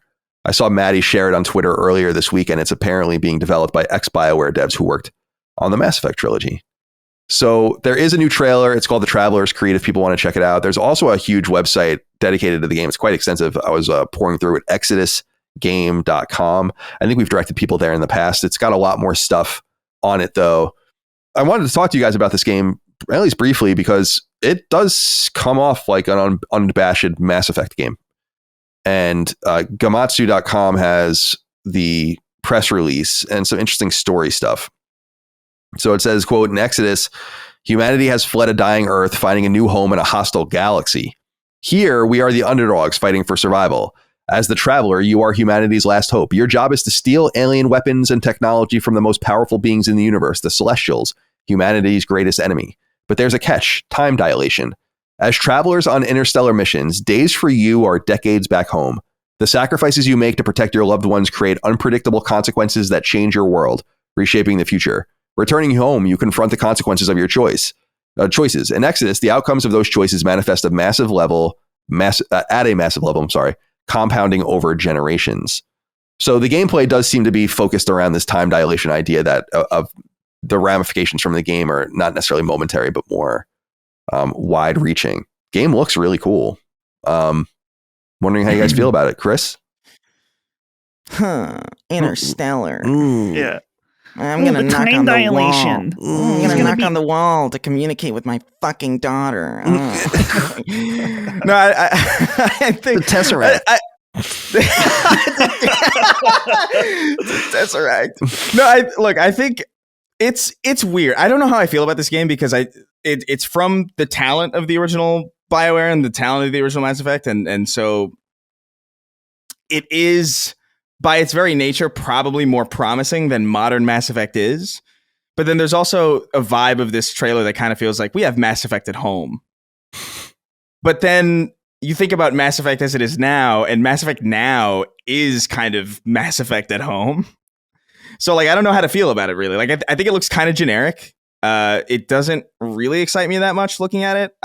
The only thing that really excites me about it is knowing the talent behind it. But if I didn't know that, I would probably not care that much. So I'm kind of mixed on it. I guess I would have to see more. I know there's already a lot of lore kind of out there about it, There is, Like yeah. it's written, and I could be wrong. Maybe I just misremembered this or misread this somewhere, but I'm pretty sure this is part of. Is this part of Secret Level or no? I feel don't like I remember. think so. I don't know. I could be wrong. Don't quote me on that. Maybe it is, but I don't know. It is the first game from this new studio, Archetype, and Wizards of the Coast is the publisher, which is interesting. So, yeah, it's interesting, but I think I've got to see more. I think for me to be really on board, I need to see more uninterrupted gameplay, and then maybe I'll be sold. But it kind of looks good, but it doesn't look like amazing to me. When they're beating the shit out of that bear, you're right. That's what I was going to say. Yeah. Yeah. I'm in agreement with you, Chris, in that it does. We use this word a lot now, but it's deserved. It feels a little sci-fi slop in a lot of ways. Like, oh, there's some space magic that I absorbed from a fucking rock. It's like, okay, I saw this literally a year ago with Starfield. I don't know if it's the same exactly. I'm sure the mechanics of it are different, but so in that way, it's not that exciting. But then it's, as Colin said, there's this section of this trailer where you're fighting a mechanical bear, and I thought that was pretty sick. So there's a little bit of weirdness in there that is intriguing to me, but kind of felt bad for the bear, actually, a little bit. They're like beating the shit out of him. Doesn't know what it's fucking doing. He's a bear. He's a slave, maybe. Yeah, he's got armor on him. He's got all this shit on him. He's a slave? This is a game about beating up slaves. It's great. A slave bear, great. Real great. So yeah, we'll see. I'm open to the idea of it, but as of right now, it's like a time dilation, space magic, slim space suits that look very much like Mass Effect. It's like, okay, we've kind of hit all these checks before, but it's surely there's more to it than that. What I'm trying to think of, like, what game. I can think of games that loosely deal with time dilation, or at least the ramifications of it. I don't even want to say, but like, what game is centered around it? I'm sure one exists, but I just can't think of. I can't think of one at all. Even in media, I feel like it's just not really that. Like, the only things that I can really think of that deal with time dilation are like individual one-off episodes of like comedy shows that don't really care, or like obviously Interstellar and the song, I think 39 by Queen, literally. Which is, a game that I can think of is, and this is a spoiler for the game in some sense, but no one gives a shit, is Outriders. It deals a lot with time dilation. Another series deals with time dilation, but it's somewhat of a spoiler, so I won't get into that. For something that means a little bit more. But yeah, I totally get what you're saying. My tolerance for sci-fi slop is substantially higher than my tolerance for fantasy slop. So me too. I'm into it personally. I think it looks awesome. It does look, though, unabashedly like if you were to say, like, if you were to say BioWare or EA through another studio is like, we're redesigning Mass Effect, this is now the new Mass Effect, I think you'd believe it. But that's part of who's making it. So I'm personally looking forward to it. There's no release window. Yeah. I don't think it's coming out in 2025, but it is slated for PlayStation 5. It looks, in my opinion, super AAA. And I'm looking forward to it. I encourage people to go to, if you're interested, exodusgame.com, if you're interested in the sci-fi slop. Yeah. The website has a lot of shit on it. If you're just interested in the lore and the world and stuff, it's very, very cool. They are definitely putting their shoulder into this. And also, I appreciate that. Also, apparently, there is. So Secret Level episode 11 is like takes place in this universe or something. Oh, okay, cool. Episode 11 video game inspiration comes from Exodus, a franchise that will center around interstellar travel. Yeah. So there's more, I guess. But they're calling it. The one thing I'm confused about, and I don't think they would make a typo like this, is they literally say in the story for the press release, finding a home in a new hostile galaxy. But then they're using the term interstellar travel there, which are two different things. And I do wonder, like, what it is, because the whole new galaxy thing and interstellar travel, as meaningless as it sounds, that's the difference between the original Mass Effect and Mass Effect Andromeda. And I mean that from a thematic point of view. And it's I don't like the idea of, like, we got to go to a whole new galaxy. It's like, do you have any idea how big space is? It's at least this big. The Milky Way is like hundreds of thousands of light years long. It's like, come on, man. You can't tell your story within the confines of the galaxy. Okay, well, we'll see. You know, it's a little nitpick. It doesn't really matter. Okay. No date yet. Like I said, I'm looking forward to this. I'm sorry. I'm just looking at some assets for it. It looks pretty good. IMO. But yeah, I totally get the mass relay. Yeah. Like I get it. What I've unleashed on the world with that fucking voice is untold. You know, ancient civilizations with advanced technology. Well, since I'll skip ahead here since we were talking about Secret Level, the anthology on Amazon catered to video games. Variety.com, the industry publication for movies, TV, etc., has revealed that the series will be renewed and has been renewed for a second season. It's unclear what the timing will be or the subject matter. I'm sure they're all still figuring that out. Ben Braden wrote into us on Patreon and says, "Hey boys, with the entire season of Secret Level out now, I wanted to see what you guys think about it. I've only watched the Mega Man and PlayStation episodes thus far, and overall, I'm not really sure I enjoyed each one. The PlayStation-centered episode felt like it had cameos just to have cameos, and the Mega Man one felt like it was onto something cool, but only lasted about 5 minutes and ended before we got anything truly satisfying. I've heard that about most of the episodes as well. I see the concepts they were going for, but overall, if we're waiting years between any possible conclusions to these episodes, what are your thoughts? Have you watched them? Colin, as a Mega Man guy, I bet you'd get more out of that episode than I, but I'm just curious if maybe I'm misunderstanding what this project is meant to be." I have not watched it yet. I really have just been kind of in the weeds. But although it should really only take me 5 minutes, and I have Amazon Prime, so there really are no excuses. The Mega Man thing looks pretty cool. I've just heard that I'm not that excited about it because people I know have been like, yeah, it's cool. You know, but that doesn't compel me where I'm like, I've seen many Mega Man related things that are cool. I'll get there. And then I heard the PlayStation episode's bad. That's what I've heard. It fucking sucks. Yeah, I watched it last night and it's really lame. Very, very dumb. Did you watch the Concord episode? No. I've seen for some reason, the opening episode is Dungeons and Dragons, which I was like, oh, for the video game anthology show, we're starting with Dungeons and Dragons, which I know they're, of course, D&D games, but right. Weird start. That is weird. Visually very cool. I watched the Pac-Man one, not really into it. Sifu one, pretty cool. Like that one. I really want to watch the Armored Core because it's got Keanu Reeves in it, and it looks cool. Who the fuck is Keanu Reeves? Keanu Reeves. I think someone in my family at one point called him Keanu Reeves, and I've joked about that for a long time. The earnestness of that was so earnest. Who the fuck is Keanu Reeves? I know. I was like upset. I don't know why. Because you're probably like, oh, here's another person I don't fucking know. I've never heard of. He's multi-platinum artist. Yeah. Keanu Reeves. That's a great name. Keanu Reeves. I want that to be a band or like a, you know what I mean? Like an EDM group. Keanu Reeves. Did you watch any of it, Chris? I watched the PlayStation one because I felt like it would be the most pertinent one to watch for the show. And it really, apparently, like by all accounts, is the worst one in the entire show. Like even the Concord one is substantially better, like to the point where like people actually like that one apparently. But yeah, no, I don't know. I turned it on and I watched the PlayStation one, and then I was gonna get ready to watch another one. I think I was gonna watch the Mega Man one, and then an ad came up, and then I was like, what the fuck? I have Amazon Prime. What is this? Yeah. And then I forgot and then I forgot oh yeah. Yep.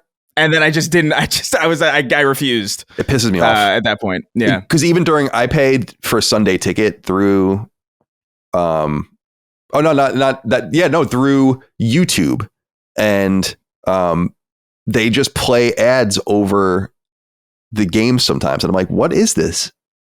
I'm paying $500 or something for this. Are you fucking crazy? Like literally. Yeah.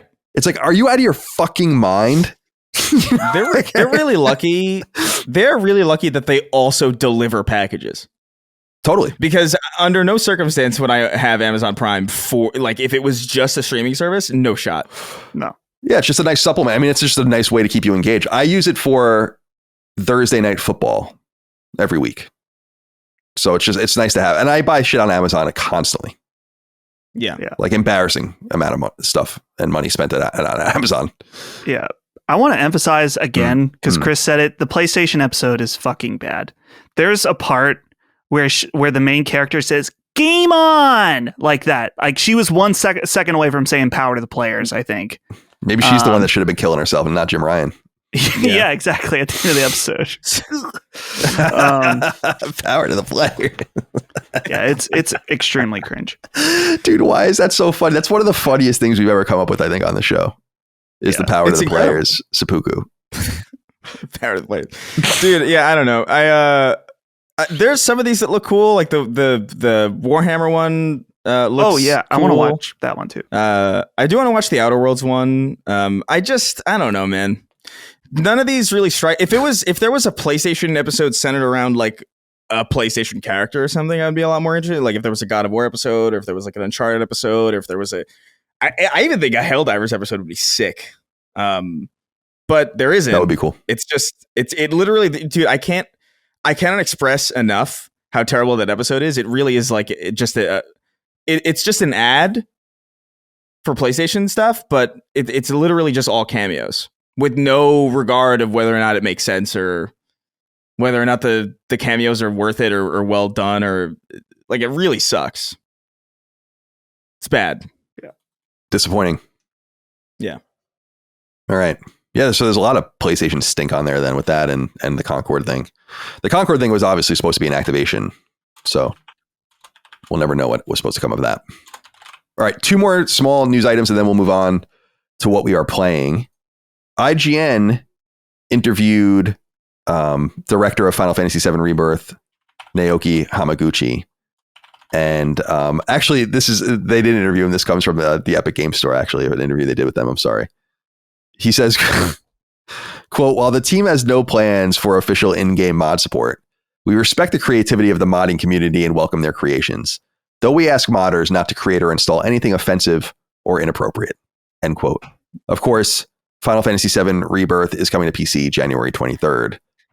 Oh, Hamaguchi, son. That's so innocent.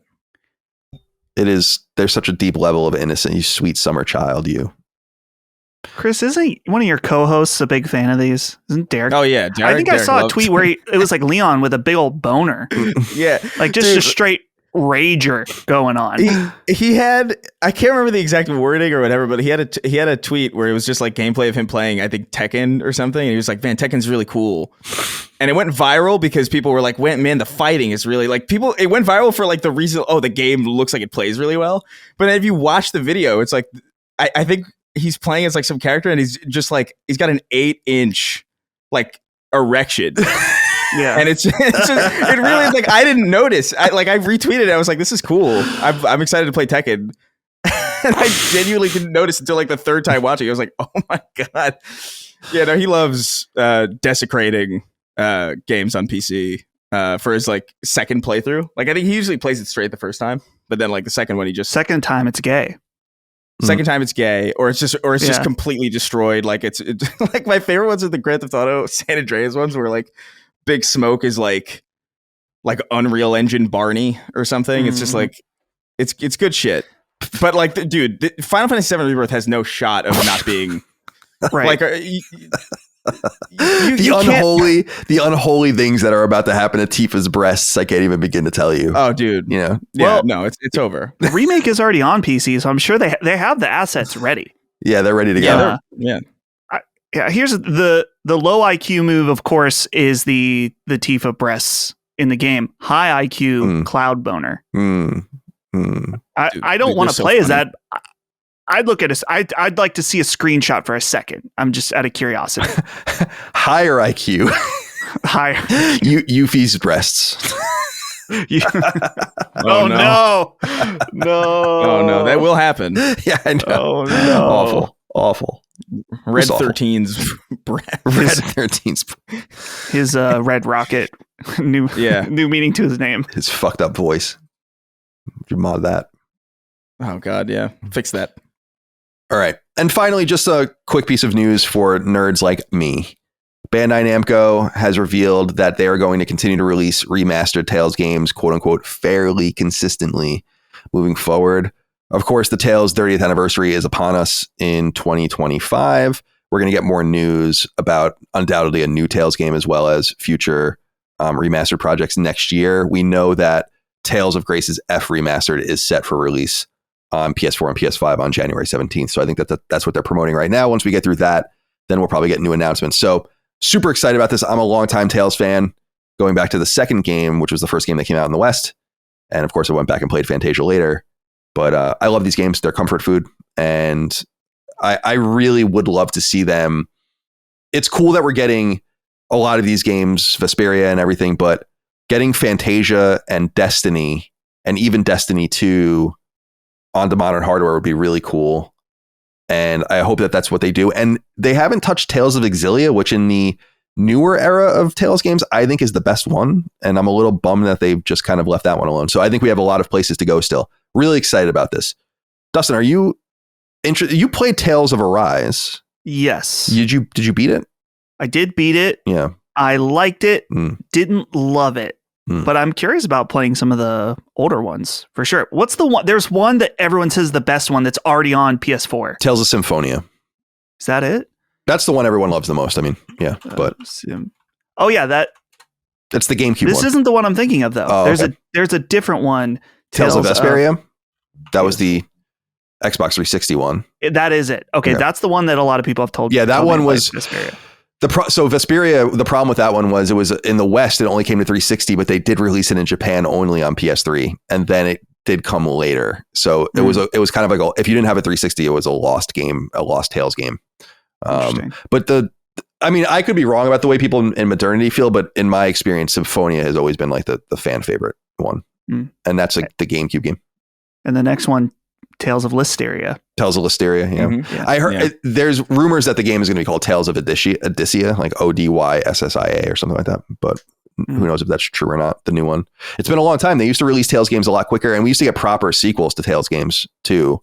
Not always, but sometimes. Not unlike Final Fantasy. So I'm excited about this. Can't wait to see more. I thought Tales of Arise was really nice. I thought it was really well done. I think they kind of lost their way for a while.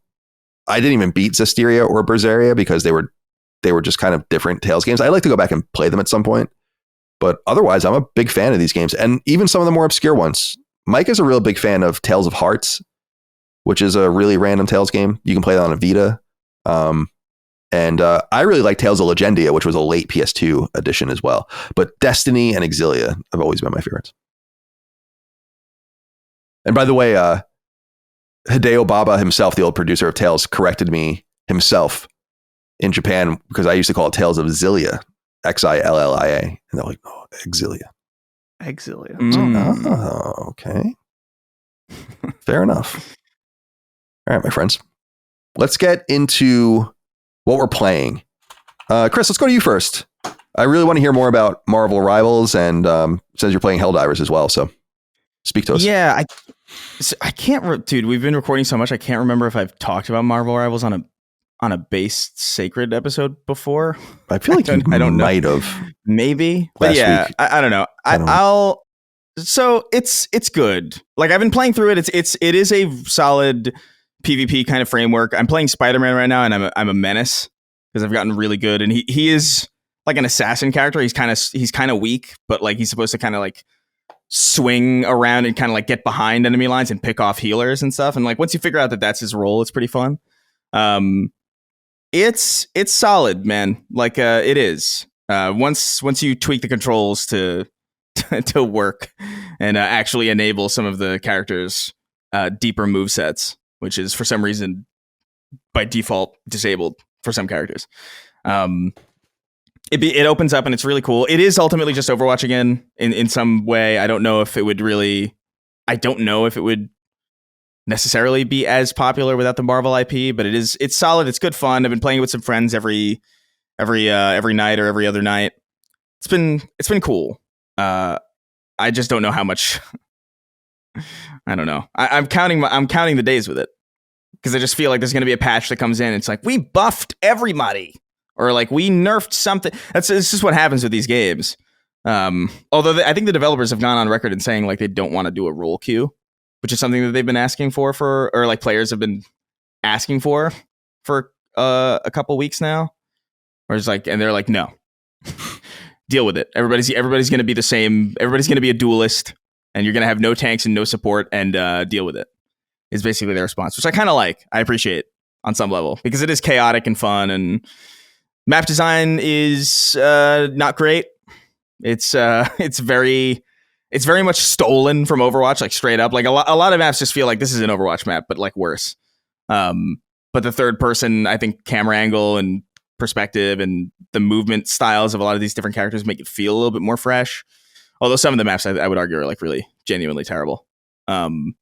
It's fun. It's a solid distraction. It's a good free to play game. I don't know how much longer I'm going to be playing it. It does kind of feel like a game of the moment. But we'll see. It's doing very, very well. Like a lot of people, 20 million a lot of people players, on Marvel. apparently. Yeah. That hurts to hear, man. Not because I wish it went to a better game, but like I think about, man, Halo Infinite had 20 million players and they just botched it. Yeah. But it's good. It's good. It's solid. I do recommend it. If you're into this stuff, I do think it's worth your time. It takes a bit to get used to. There's not really a good example of like a PvP melee oriented hero shooter. Like a lot of the characters in this game are melee. Like Captain America jumps in there and he like punches people with his shield. Hulk obviously is punching. Spider-Man's punching. It's interesting to play a hero shooter that has very few shoots, I guess, for lack of a better phrase. But it's cool. It's interesting and weird. And beyond that, I jumped back into Helldivers to try out this. What is it? Omens of Tyranny. Omens of Tyranny. A new way of life, death. Yeah, the voteless. It's dude, I love the whole, all the trappings of Helldivers 2 are so fun. The writing's exceptional. It's a fun game to engage with on that level. I was deeply saddened to see that there was a glitch that was kind of, that I really liked, that was patched out, that I thought was kind of fun. But if you had full grenades and you found like a crate of grenades and you threw one, you could pick up that crate of grenades and you get an extra one. You get like 7 out of 6 grenades, or like, 4 out of 3 or whatever. Right. Like it was kind of cool. And I thought that was, I don't know. I kind of wish they kept stuff like that in, because it makes it feel a little bit more gamey and a little bit more of the era that I think they're intentionally or unintentionally invoking with this game and the design of it. But it's cool, man. Like they brought in the new faction, I think, and I don't think it's an entirely new faction. I think it's the faction from the first Helldivers, the Illuminate, I think. Yep, they're the faction. Yeah, and so it's a proper alien race. It's not bugs or robots. It's like a proper group of aliens with their own weapons and their own, classes and their own vehicles. They have dropships that come in and you can shoot them down. It's really satisfying. They have these tripod, like they're called Reavers in the game, but we've just been calling them War of the Worldses. And every time that we play, it's just like there's a War of the Worlds on the horizon. We gotta run. But it's fun, man. Helldivers is it's just such a video game, and the city environments are neat. It's a nice change of pace. Being chased down the street, something about being chased down a street in Helldivers is like really fun. It feels intense. It feels like the stakes are a little bit higher. Some of the new enemies that you have to deal with and contend with are kind of interesting. There's like a jetpack enemy that like explodes if you shoot him like right in the right place on the jetpack, and it's like this big explosion. It's a great looking explosion. There are these like prisms that float around the map that like spot you, and they bathe you in this like neon purple pink Technicolor light. There's like a lot of interesting, like it feels like a different place, not only because like the level geometry is different and the biome is different, but because the enemy actually affects the art design in some way, and that's kind of fun. It's really cool. It's a great update, especially for free. Mm-hmm. At least I think. I don't think they charge for any of the updates. I don't think I paid for it, but it's I don't even know anymore at this point. But I think man, it's solid. It's good fun. I jumped on with a couple of friends the other night, and we were on for hours again, and I was reminded of why I had so much fun with it. There's only one thing wrong, and it could be that this was always the case, but I really doubt it. because it's something that like specifically bothers me. And I think it might be just like a glitch with the update or something, but there's a way to go into first person mode in Helldivers sometimes when you're shooting. And sometimes I do it just to get a little bit more accurate. And for whatever reason, when you move around in first person, I have the same exact PC that I had when I played earlier this year. No set. The drivers are all updated. For whatever reason, like there's like stuttering, like intense, like whenever you go first person on the gun. I don't know what that is. It's worth noticing. It's worth noting though, because it was really like, it really bothered me to the point where like I just didn't play in first person as much as I otherwise would have wanted to, because it was that distracting. But it's possible that that's just a bug and it might have been patched out by the time you guys hear this. Who the fuck knows? But it's a really good update, really fun. Man, just the emergent gameplay in Helldivers is just so fun. Like even just like in the brief period of time that I've been playing, so like maybe like I think 5 hours in the last couple of days, just crazy shit happened that's like really difficult to even describe, because it feels like, oh, you had to be there kind of moment. And it's just like, I love that new shit keeps happening in this game because it's so physics driven and it's so emergent in its game design, and the new factions play into that a lot. Like the dropships can, when you break them, they crash into the ground, and then they could pile on top of each other. So that alone is like interesting. But yeah, it's cool. It's a good update. Props to Arrowhead. I hope that they can continue on this positive trajectory, because I'm curious what more they can extract out of it now that they've got they've essentially got the complete Helldivers sandbox in play now from the original, with all the factions now in. I wonder like what else is in the future. Like if even crossovers will get more intense. Like maybe we see the Chimera. How cool would that be? That would be sick. I think that's the next obvious move to me. It's just like, yo, just why not get some interdimensional kind of bullshit going on? It doesn't have to make sense. Yeah, it's Helldivers. That would have been cool with the Hellgas too. Yeah, but the Chimera would be sick. That would be like such an awe. And I'm sure people there are thinking about that or talking about that, because that would be fun. Yeah, as long, you could even, if you didn't want to ruin anything or fuck it, Resistance isn't active anyway, but you can be like, this is just fake. In the lore, it's just for fun. Yeah, it doesn't have to make sense. All right, cool, man. That sounds good. I might download Helldivers over the holidays. I've been thinking about it, but I've been thinking about a lot of things, so who knows? Yeah, Dawson, what have you been playing? Yeah. So I wrapped up Metaphor between last episode and this one. And we, of course, did the spoiler cast where we can talk all about it in depth. But overall thoughts, really enjoyed it. Probably one of the best games I played this year. I have a couple problems with it as well that I go into on the spoiler cast. So check it out for that reason. But overall, if you're still curious about this game, it's a huge dedication to play this game. It's practically a lifestyle for part of your life if you decide to play it. But I really enjoyed it, especially if you've played Persona games. You're going to love this. So Metaphor, I'm glad to have it off my plate at this point to kind of check out new things, but enjoyed it overall. I'm still playing Indiana Jones on PC. Finally, I'm at the point where I'm like into the game. I was only kind of half playing it when I was playing Metaphor. They recently did some updates, which made it run a lot better on my computer, so I appreciate that.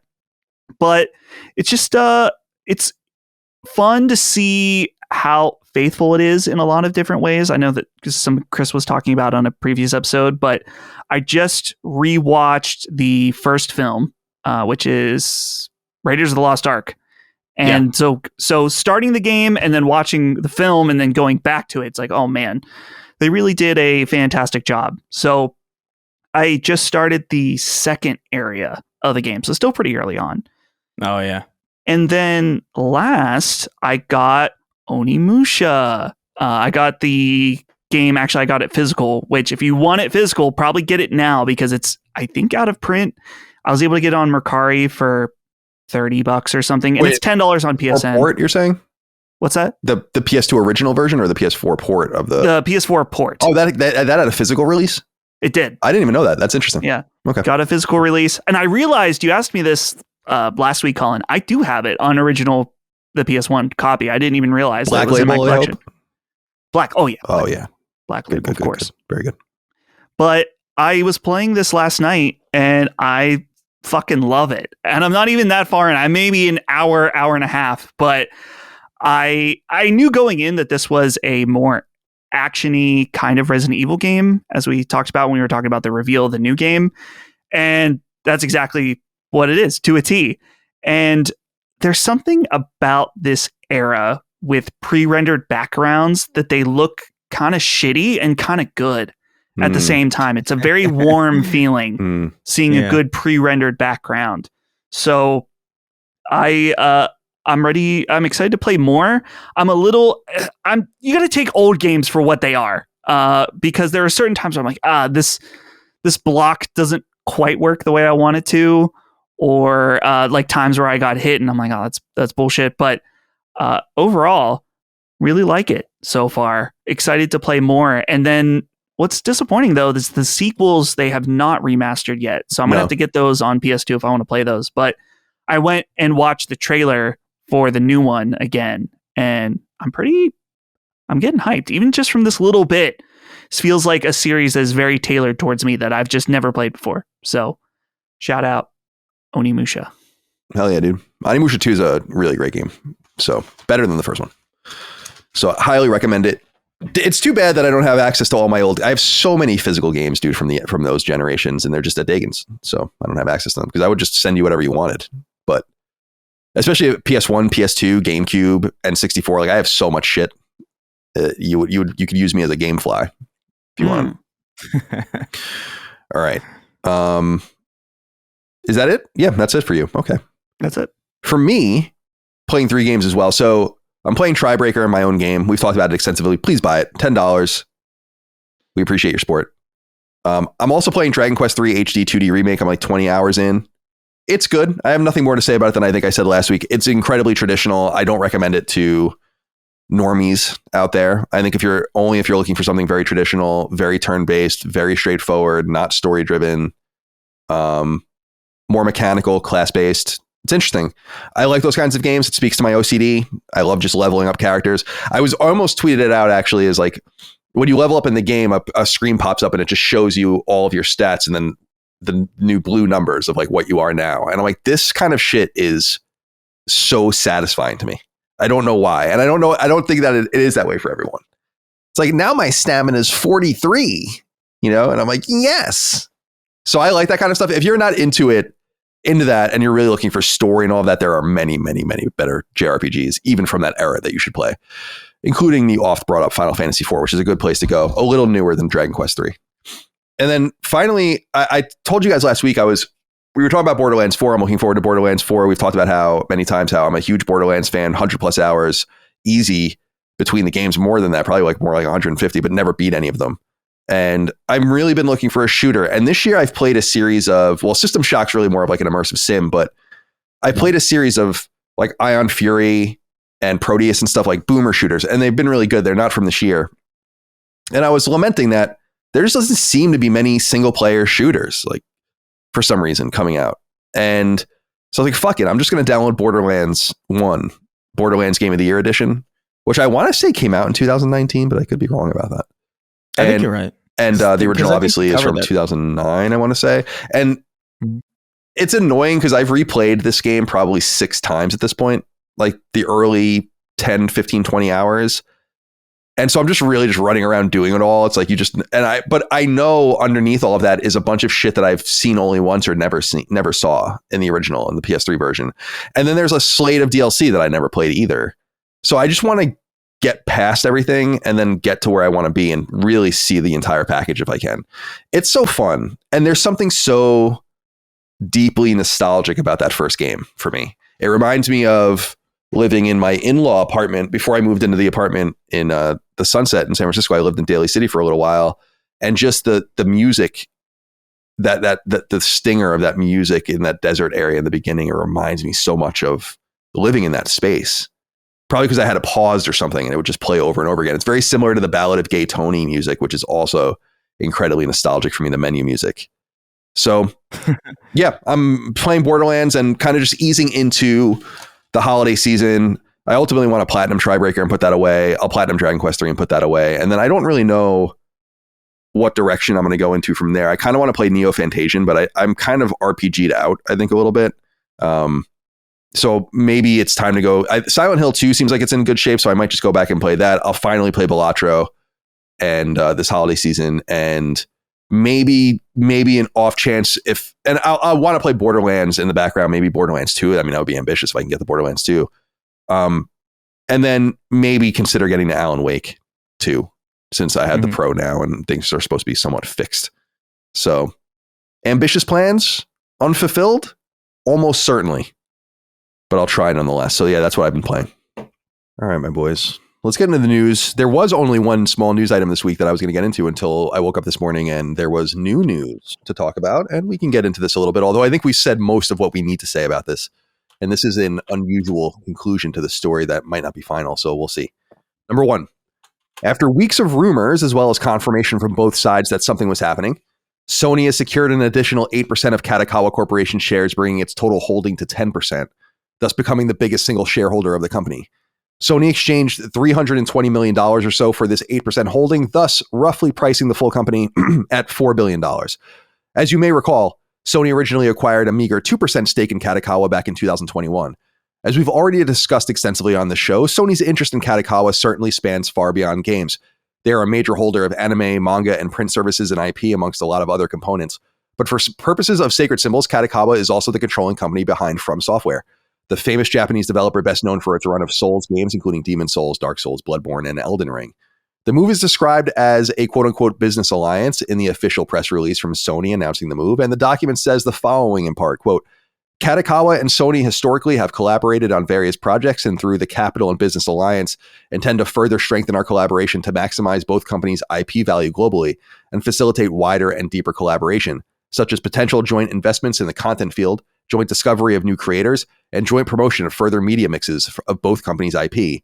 In the future, the two companies plan to discuss specific initiatives for collaboration, such as initiatives to adapt Kadokawa's IP into live-action films and TV dramas globally, co-produce anime works, expand global distribution of Kadokawa's anime works through the Sony Group, further expand publishing of Kadokawa's games, and develop human resources to promote and expand virtual production, end quote.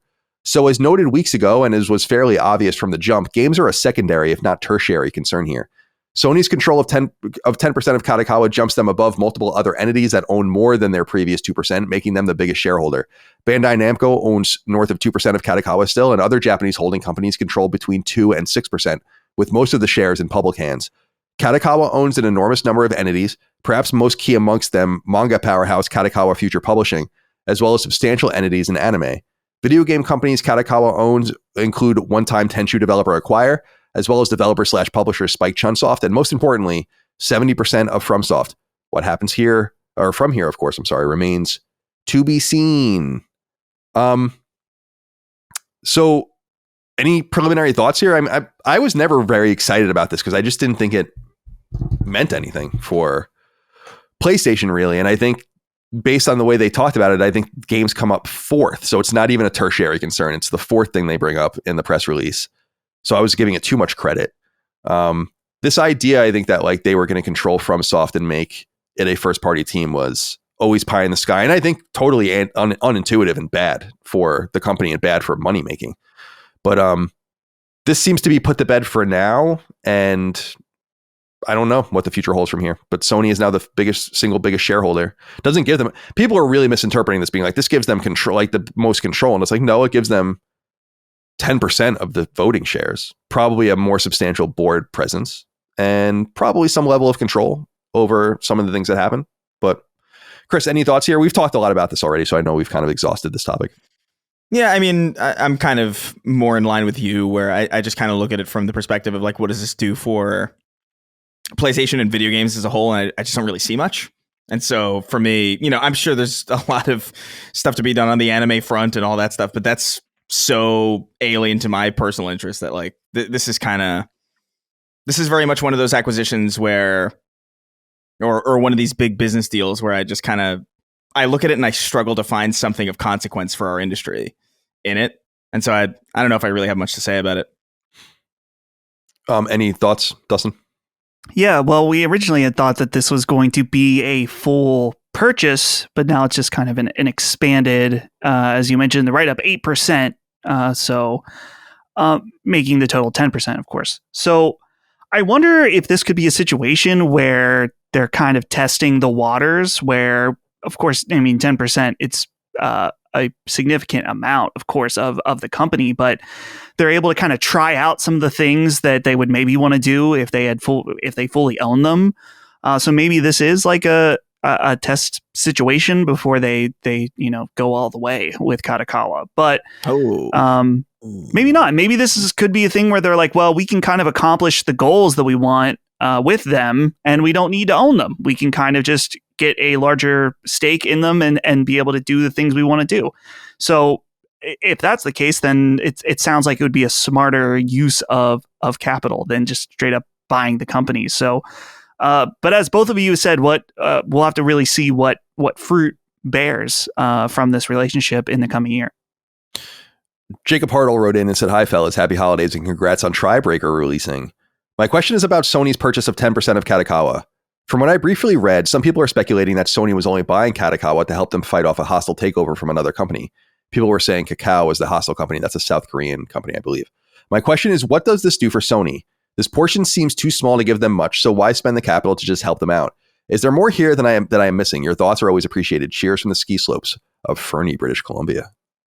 Thank you for writing in.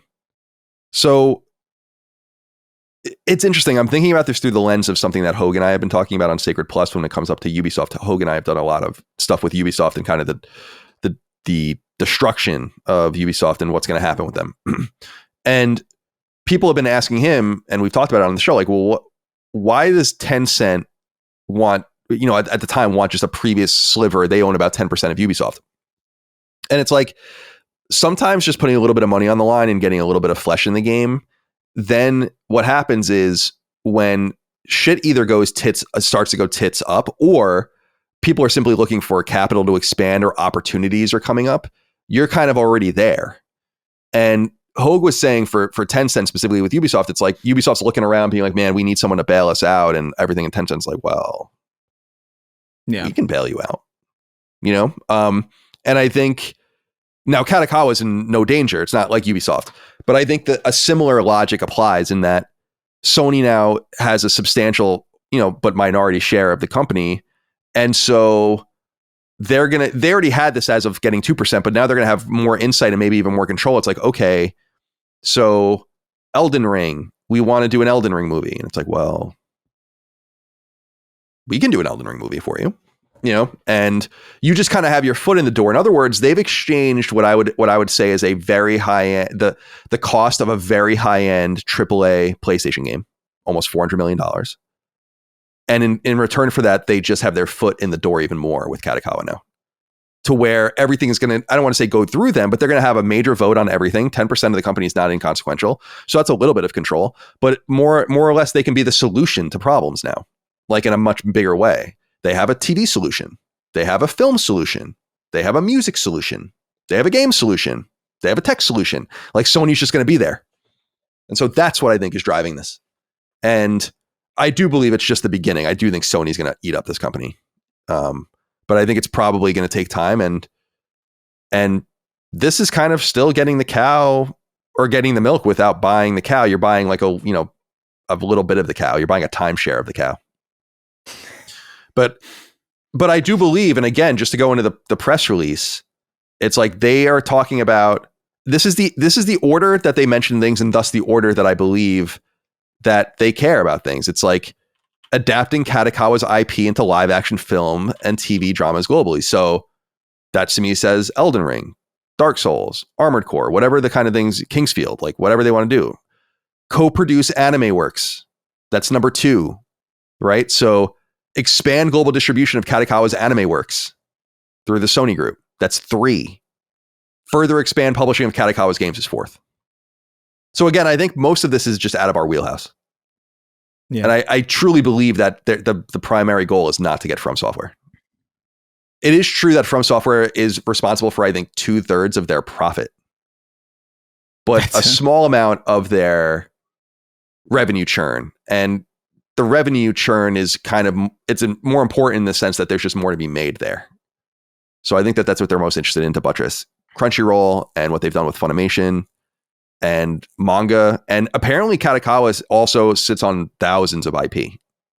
I don't know this shit. I've seen lists of things and I'm like, I don't know any of this stuff, but it is a substantial holder of IP. So, not much more to say there. However, I think James Dutton has an interesting piece of insight here. Sharp Eye says, "Hi, Sacred Trinity.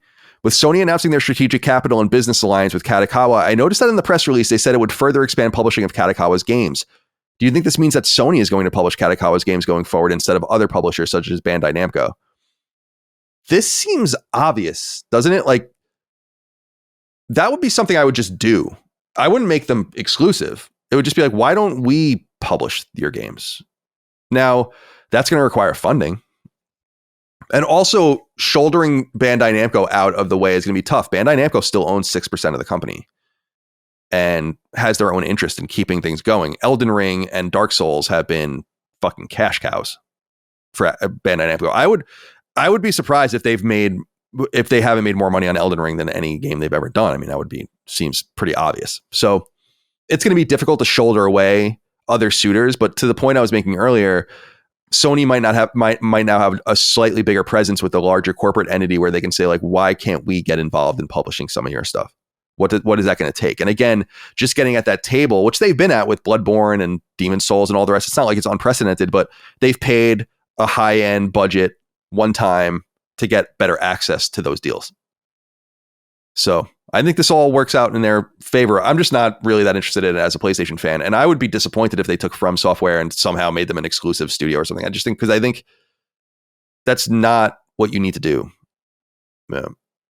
Let them be alone and independent if that's what you want to do to them. And I truly don't think that that's the point. If they did that with Bungie, they didn't do that with Bungie. They're not going to do that with these guys. Yeah. Okay. Anything else to say before we move on? Nope. No. All right. Finally, number 2. One thing worth writing out this week is in regards to new sales data we've received from American sales tracking firm Circana, which has data for the month of November 2024. Naturally, this data only accounts for the United States, though, as the biggest core gaming market in the world. It gives us a decent indication of how things are going globally. PlayStation 5 was again the region's best-selling video game console for the month with year-over-year sales growth of 16%. A good sign for a console very much in its middle years. It likely benefited from a fairly significant, though apparently temporary, cut to the MSRP for PS5 Slim in particular, but it's likely PS5 Pro also played a role. Indeed, 19% of PS5s sold for the month were Pro units, accounting for nearly 30% of revenue.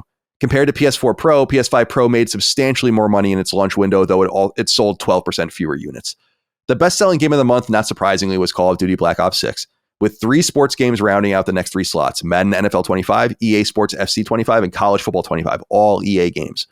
Other notable games on the list include Dragon Ball Sparking Zero at 5, Dragon Age The Veilguard at 10, Dragon Quest 3 2D HD Remake at 12, there's dragons everywhere, Astro Bot at 13, Spider-Man 2 at 14, Silent Hill 2 Remake at 15, and Metaphor ReFantazio at 17.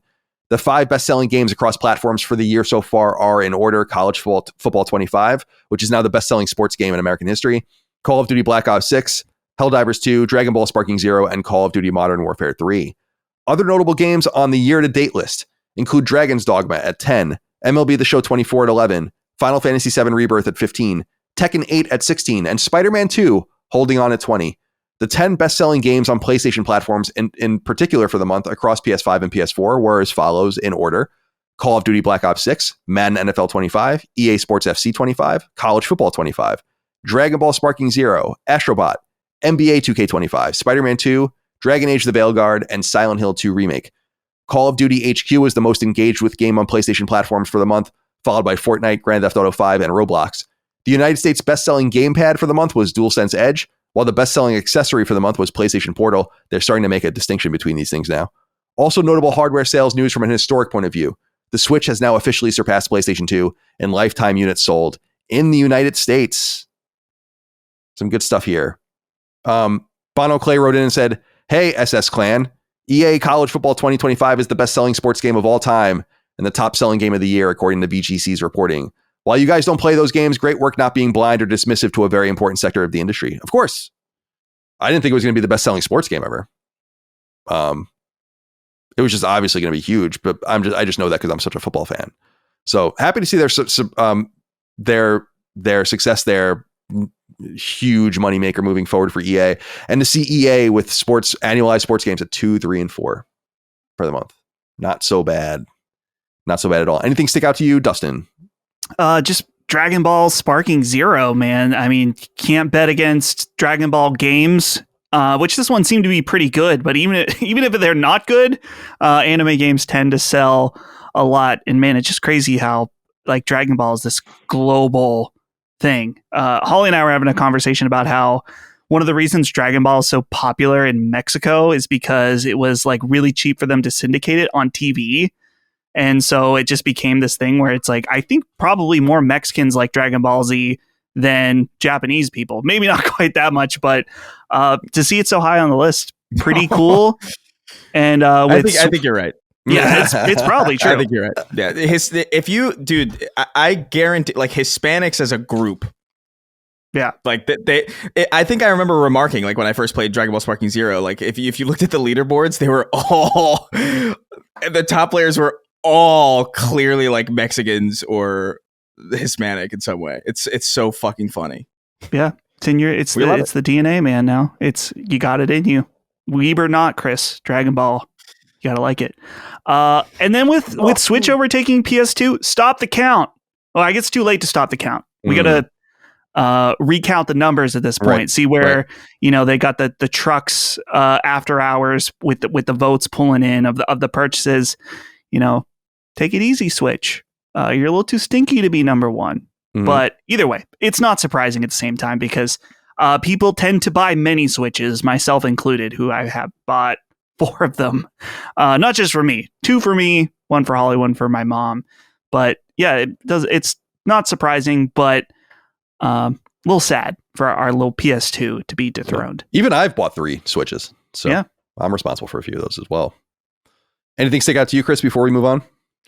Well, I really was just going to point out Dragon Ball, man. Like I'm so happy because this is such a Dragon Ball Sparking Zero is this is a good year for games that kind of dipped back into the well of like, well, do people like games the way they used to be?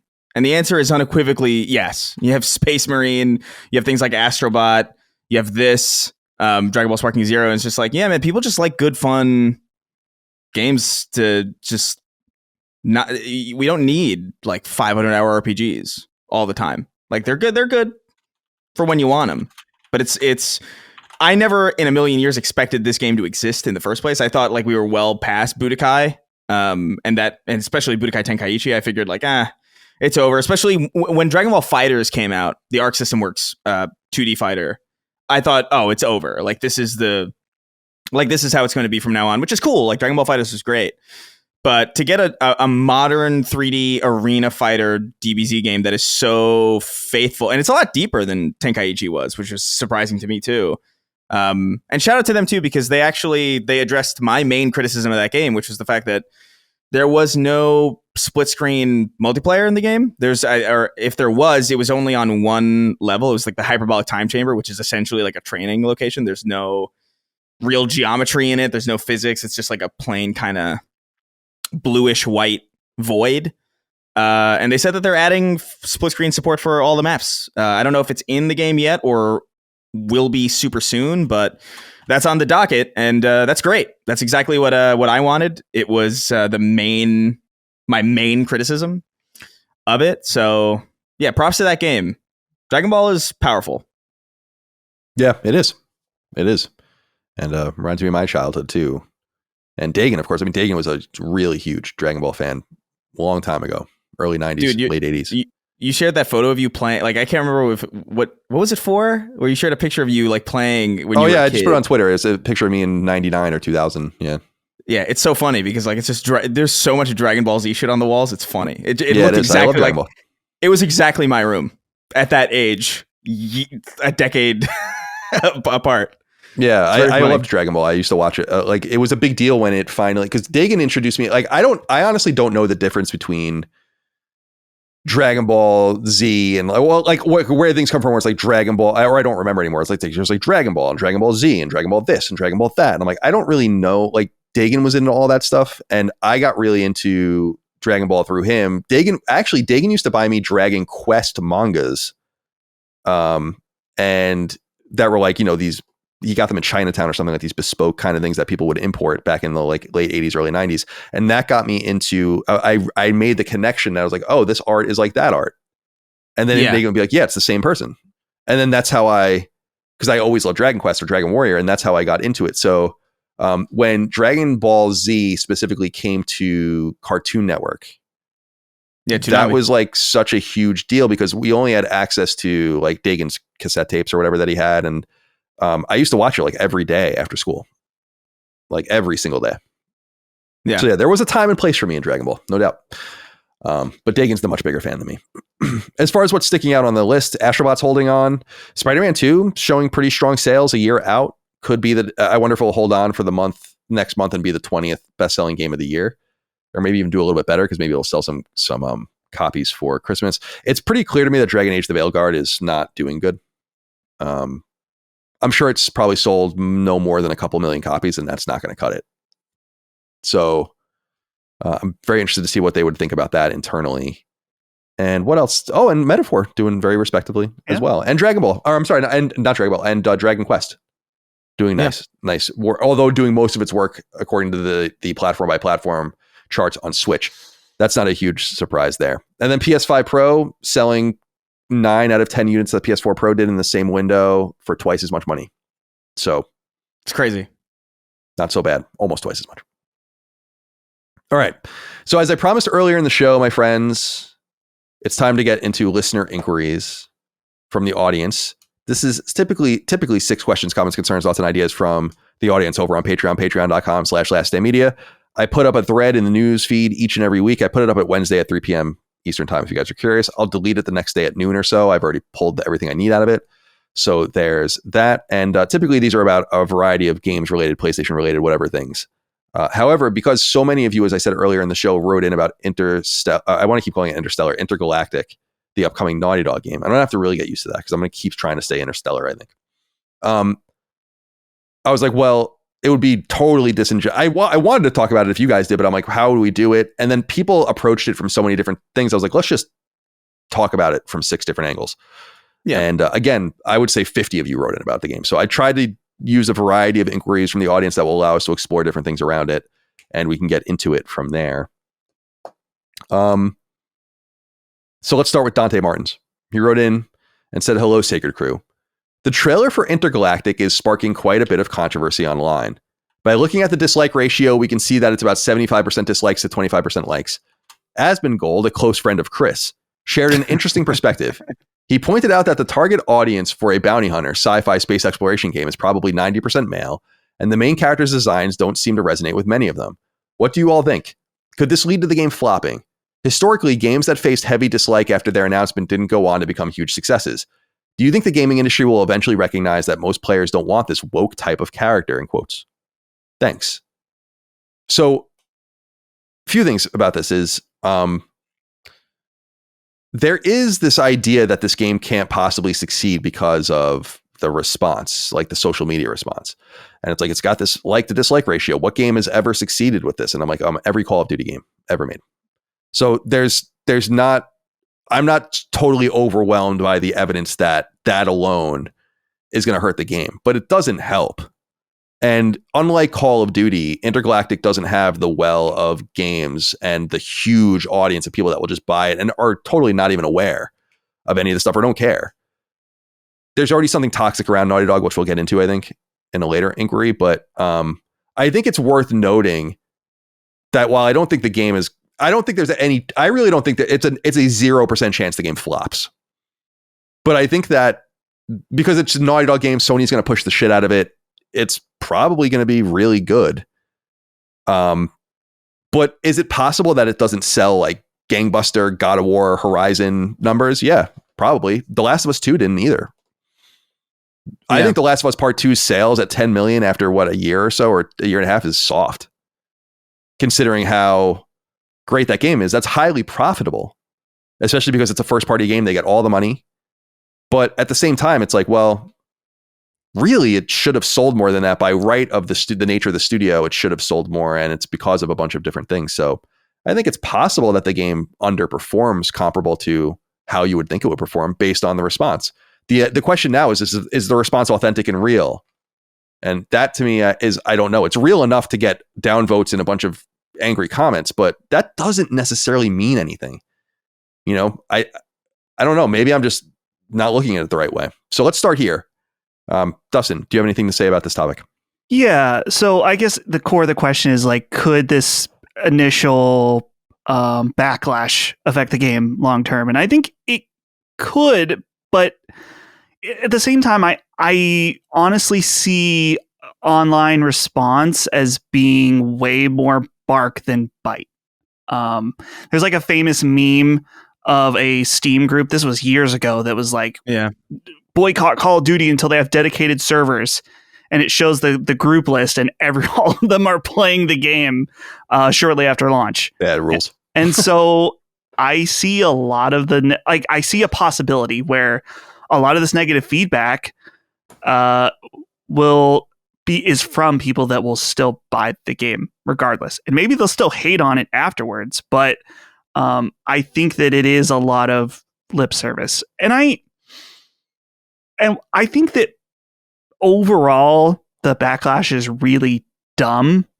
I can kind of see it a little bit in that, and I don't want to step on other questions, but so I guess we'll get into this more deeply later, but that I can understand the feeling of like, oh, this again, this type of character again.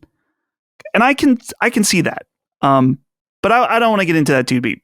So it could affect it. I think that it is, like I said earlier, more bark than bite in terms of people that are actually going to quote unquote boycott the game. What do you think about this, Chris? Yeah, I think, I mean, it's been already kind of stated, anything's possible. It is possible. I think it's very likely, in fact, that Intergalactic as a new IP sells significantly softer than a Last of Us game or an Uncharted game or any kind of long-standing IP. I think that's pretty much inevitable, unless, there's a possibility that it has a far longer tail after it's received very, very well and critically acclaimed and all that stuff. And the word of mouth kind of celebrates it. But I am kind of in agreement where I just feel like a lot of online discourse is precisely just that.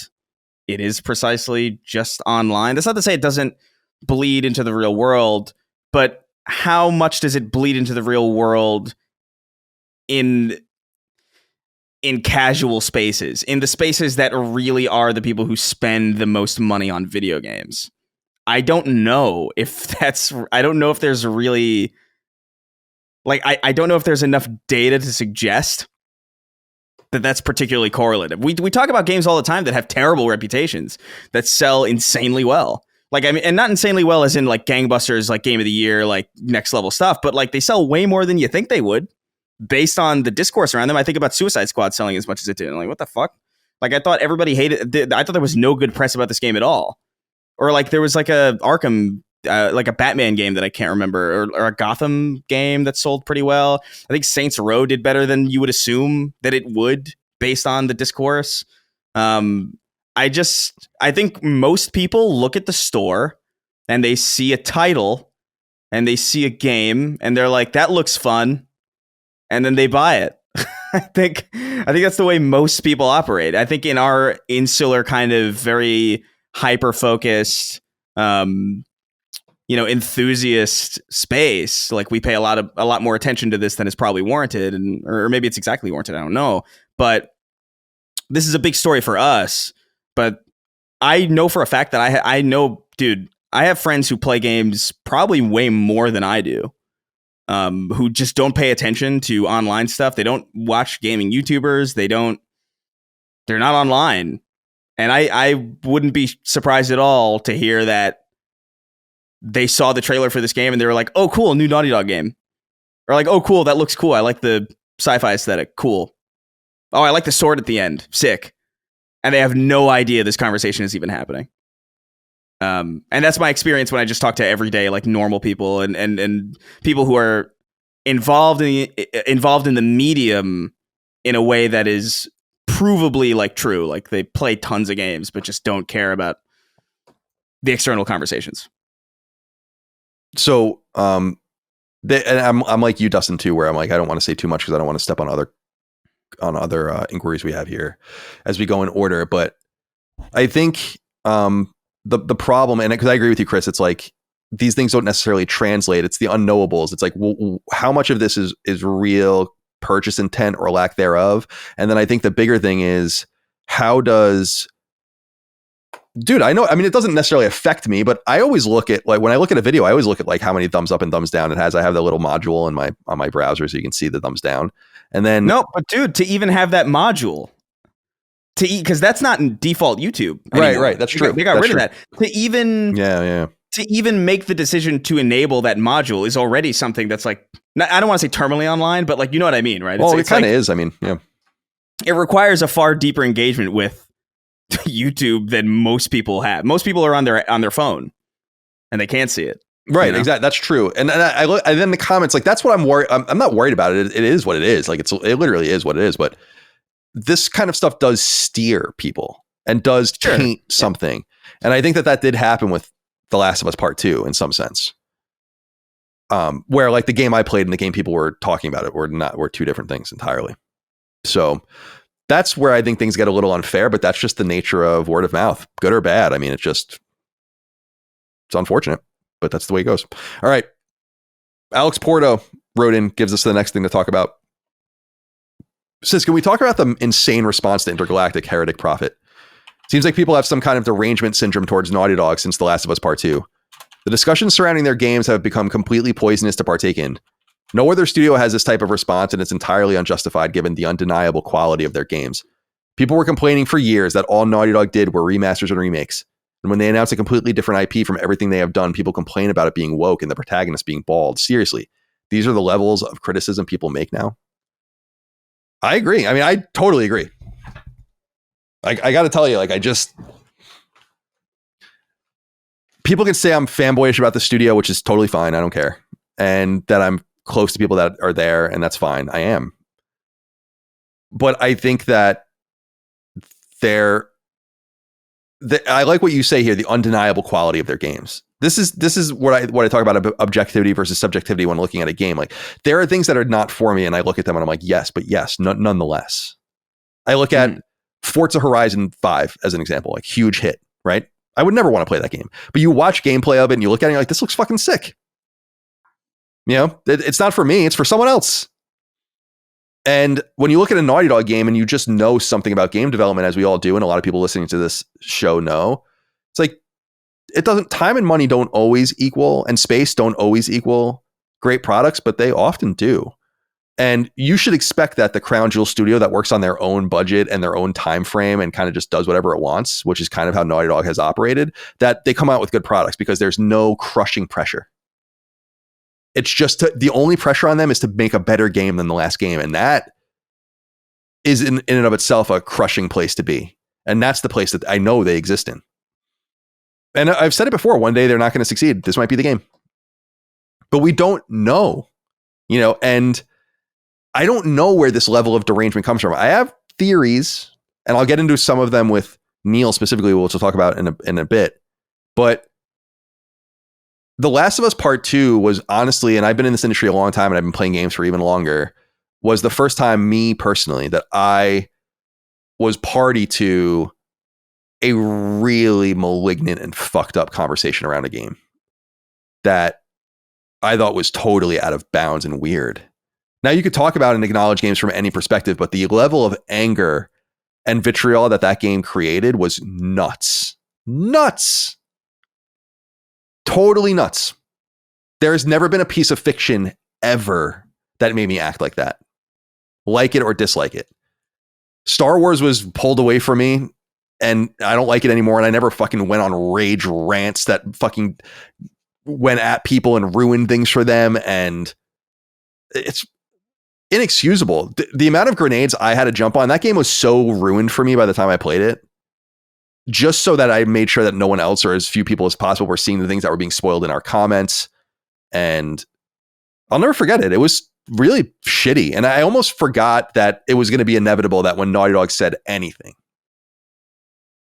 people would find a reason to complain about it. The Last of Us Part 3 might even be worse. for them than this at this juncture. Yeah. So I don't know, man. I don't know where the derangement comes from. I'm curious to see what you guys think. Dustin, let's go to you. Yeah, I was thinking about this, and it's this lineup, the three of us, is really it makes talking about The Last of Us Part 2 interesting, because we're like a perfect gradient of, Colin, you consider it the best game you've ever played of all time? It's probably top 5, I would say, best game. Top 5. For me, I think it is a great game, a very great game that has some critical flaws, I would say. And Chris doesn't really like it, but can appreciate different elements of it, right? Mm-hmm. And I think about like the Naughty Dog derangement. It's really funny because I think the primary reason that people don't like The Last of Us Part 2 is nowhere near my criticisms of the game. And I think about it in the broader context of like our media and the different stories that have been told in the past 10 years and what has happened to, like, you think about something like Star Wars and what they did to our archetype characters, right? The ones that we hold in such high regard, and how that affected people deeply, because these are characters that have been with us for, some of us, our entire lives, at least for me. And then seeing how they were treated in the next part of the timeline. And I really wonder if a lot of the Naughty Dog derangement comes down to, maybe not all of it, but a large portion of it comes down to a decision that was made for the story in Last of Us Part 2 that people just don't like. An extremely bold, creative decision. And what's funny is that's one of the things I like the most about it. Me too. Is we've talked many times in this podcast, this idea of subverting your expectations and how that can be really, really good and make sense thematically and really challenge you as a consumer of whatever, movie, video game, book, whatever. And other times it's just stupid, and it's just trying to change what you expect just for the sake of it, right? And the way that Last of Us Part 2 subverts your expectations, I felt like, was one of the brilliant aspects of it. For me, some of the negatives are kind of the ham-fisted nature of some of what the game's trying to say is a little on the nose for me. So the question, I feel like some of this Naughty Dog derangement just comes from them making a creative decision that was too bold for most people. And I don't know, maybe that sounds super stuck up to be like, you guys couldn't handle it, but I feel like that is part of it. So I guess the other element too is brought up is the idea of all the different remakes and remasters. And I can see some of that. I would argue that the most egregious version of that was when they did Last of Us Remastered a year later for PS4 and charged full price for it. That was a little but I don't know. The Last of Us Part 1 remake was really extensive. Last of Us Part 2 Remastered, if you already own the game, was only a $10 upgrade, which I feel like is totally fair. So while these are, I guess from the outside, seem like a bit much, when you look at them for the actual products they are, it's really not that big of a deal. And didn't even probably consume that much studio time for them. If that's your major concern, is like, oh, they're wasting their time with these remasters and remakes. It's like, those probably, one of them wasn't even done by them. Last of Us Part 1 was done by mostly a different team before they took it over and kind of finished it up. But even then, it's not like it delayed their other games, I think, by years. Last of Us Online, though, different story. So I don't know. I spit out a lot of different thoughts there, so I don't even have a way to wrap it up. Chris, you sound off. Do you have Naughty Dog derangement syndrome, Chris? No, I mean, I there was a time, I mean, I would still consider like one of my top 5 games of all time is a Naughty Dog game. Granted, it's very old at this point, but you know, I think they veered in a direction that I think is just not exactly to my exact tastes. I think, you know, like I think The Last of Us 1 is a really great story. I think a lot of it is impressive because it's a video game. It's kind of why I think making it a show was weird. But That paid off as well. People resonated with it. It did well. I don't know. I really do think Dustin's right, where like I do think a lot of the animosity does come from that story decision. I really think that's what kind of did them in some way, with a certain segment of the audience that kind of refuses to change their mind or refuses to just it's kind of cancel culture in a way, but that's an ironic. It's ironically very part of it. Yeah. It's like, oh, you made a story decision. How long ago at this point? Fucking 8 years ago, something like that. So like, or feels like 8 years ago. It was 4 or 5. It was 4 years ago. It wasn't that long ago. It feels like a fucking eternity. The pandemic was not real, Time dilation. but My daughter is older than my mom. What the fuck? no, I like Naughty Dog. I think they make technically impressive games. I think my only gripe with The Last of Us 2 isn't even really story decisions so much as like the order of them. Like I really think you could have had a stronger game if you just reorganized that game in a way that made a little bit more sense or brought the themes you were trying to bring to the forefront to bear. Like I think they're not to get too spoilery, but I feel like The Last of Us is a game that tries to make you like a character that you already don't like or that you are primed to dislike. And I feel like a more interesting idea would have been to get you to like a character and then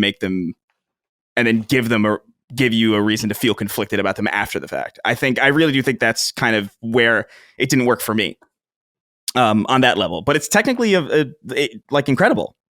And yeah, I'm excited for them to jump into sci-fi. I'm excited for them to do something different that feels a little bit less contemporary. It feels, distinctly different from, Uncharted and The Last of Us feel like very different games, but they're kind of set in, I don't want to say the same place, but it feels like a contemporary kind of grounded place. It's like post-apocalyptic, but still recognizable America. And then, just the world in general. It feels very contemporary. I'm excited for them to jump into something a little bit more out there where they're going to have to build, architecture from scratch and design language from scratch. It's really cool. It's really exciting. And, I even think some of the aspects of that trailer that excite me the most is just like, dude, that sword design is wicked fucking cool. Like the what is it? The audio waves on the sword. It's such a cool idea. To the point where like, I can't believe I've never seen that before, and maybe it exists, but that's really striking. And, if there's one thing about Last of Us that I really do like is the, that combat system. And so the thought of that being in like a more fantastical kind of setting is like, and more, deep or evolved is exciting. So like, I kind of don't get it, even though their modern games haven't really been my preferred, type of experience, even though their modern games haven't really been my cup of tea in comparison to some of their older stuff. I just find the quality bar like objectively noticeable. And if they're doing something that specifically isn't the thing that you don't like, why would you not be excited for that, I guess? Or at least be open to it. I don't really get it. I do think there is a derangement system. A syndrome. I do think a lot of it comes from that decision that just rubbed a lot of people the wrong way. And I guarantee you a lot of those people probably haven't even played it, really, because there's a lot of people who are angry at that decision for reasons that just are straight up are not true. And I'm sure you know that more than anybody. Yeah, I mean, I'll always be really angry. I mean, there's no individual. I mean, there are individuals, but one person in particular. But there's no necessary individual where I'm like, I'm really mad that you guys fucked this game up for me. Like and for so many people, regardless of how you felt about it, like, why did people feel the need to do that? It's totally unthinkable to me. I've never been that angry about pretty much anything to want to like do shit like that. It's for it to be about a video game and a video game studio is fucking weird. It's weird. And it's not about liking or don't buy it or don't like it. Say what you want, but like the level of vitriol and nastiness about all of this shit is so crazy to me. And it's a major reason why I want to clean up our own, and do better at like moderating our own spaces, is because it's like, damn, dude, there's got to be somewhere to be normal. There certainly has to be like somewhere. And Yeah, the Naughty Dog derangement syndrome is real. I mean, it's obvious. And yeah, I think it comes from a mixture of things. It's like, oh, you know, Ellie's a lesbian. She's got a lesbian girlfriend.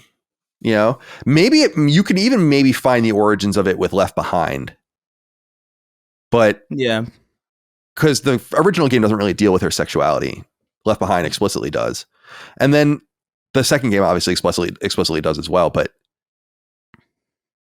it's like, who gives a shit? And I'm not even saying from a sexuality point of view, like how you feel about things morally or whatever. It's like, whatever, dude. I'm just saying it's a creative piece about fictional characters. They're going to be different sorts of people. I don't know. Very weird.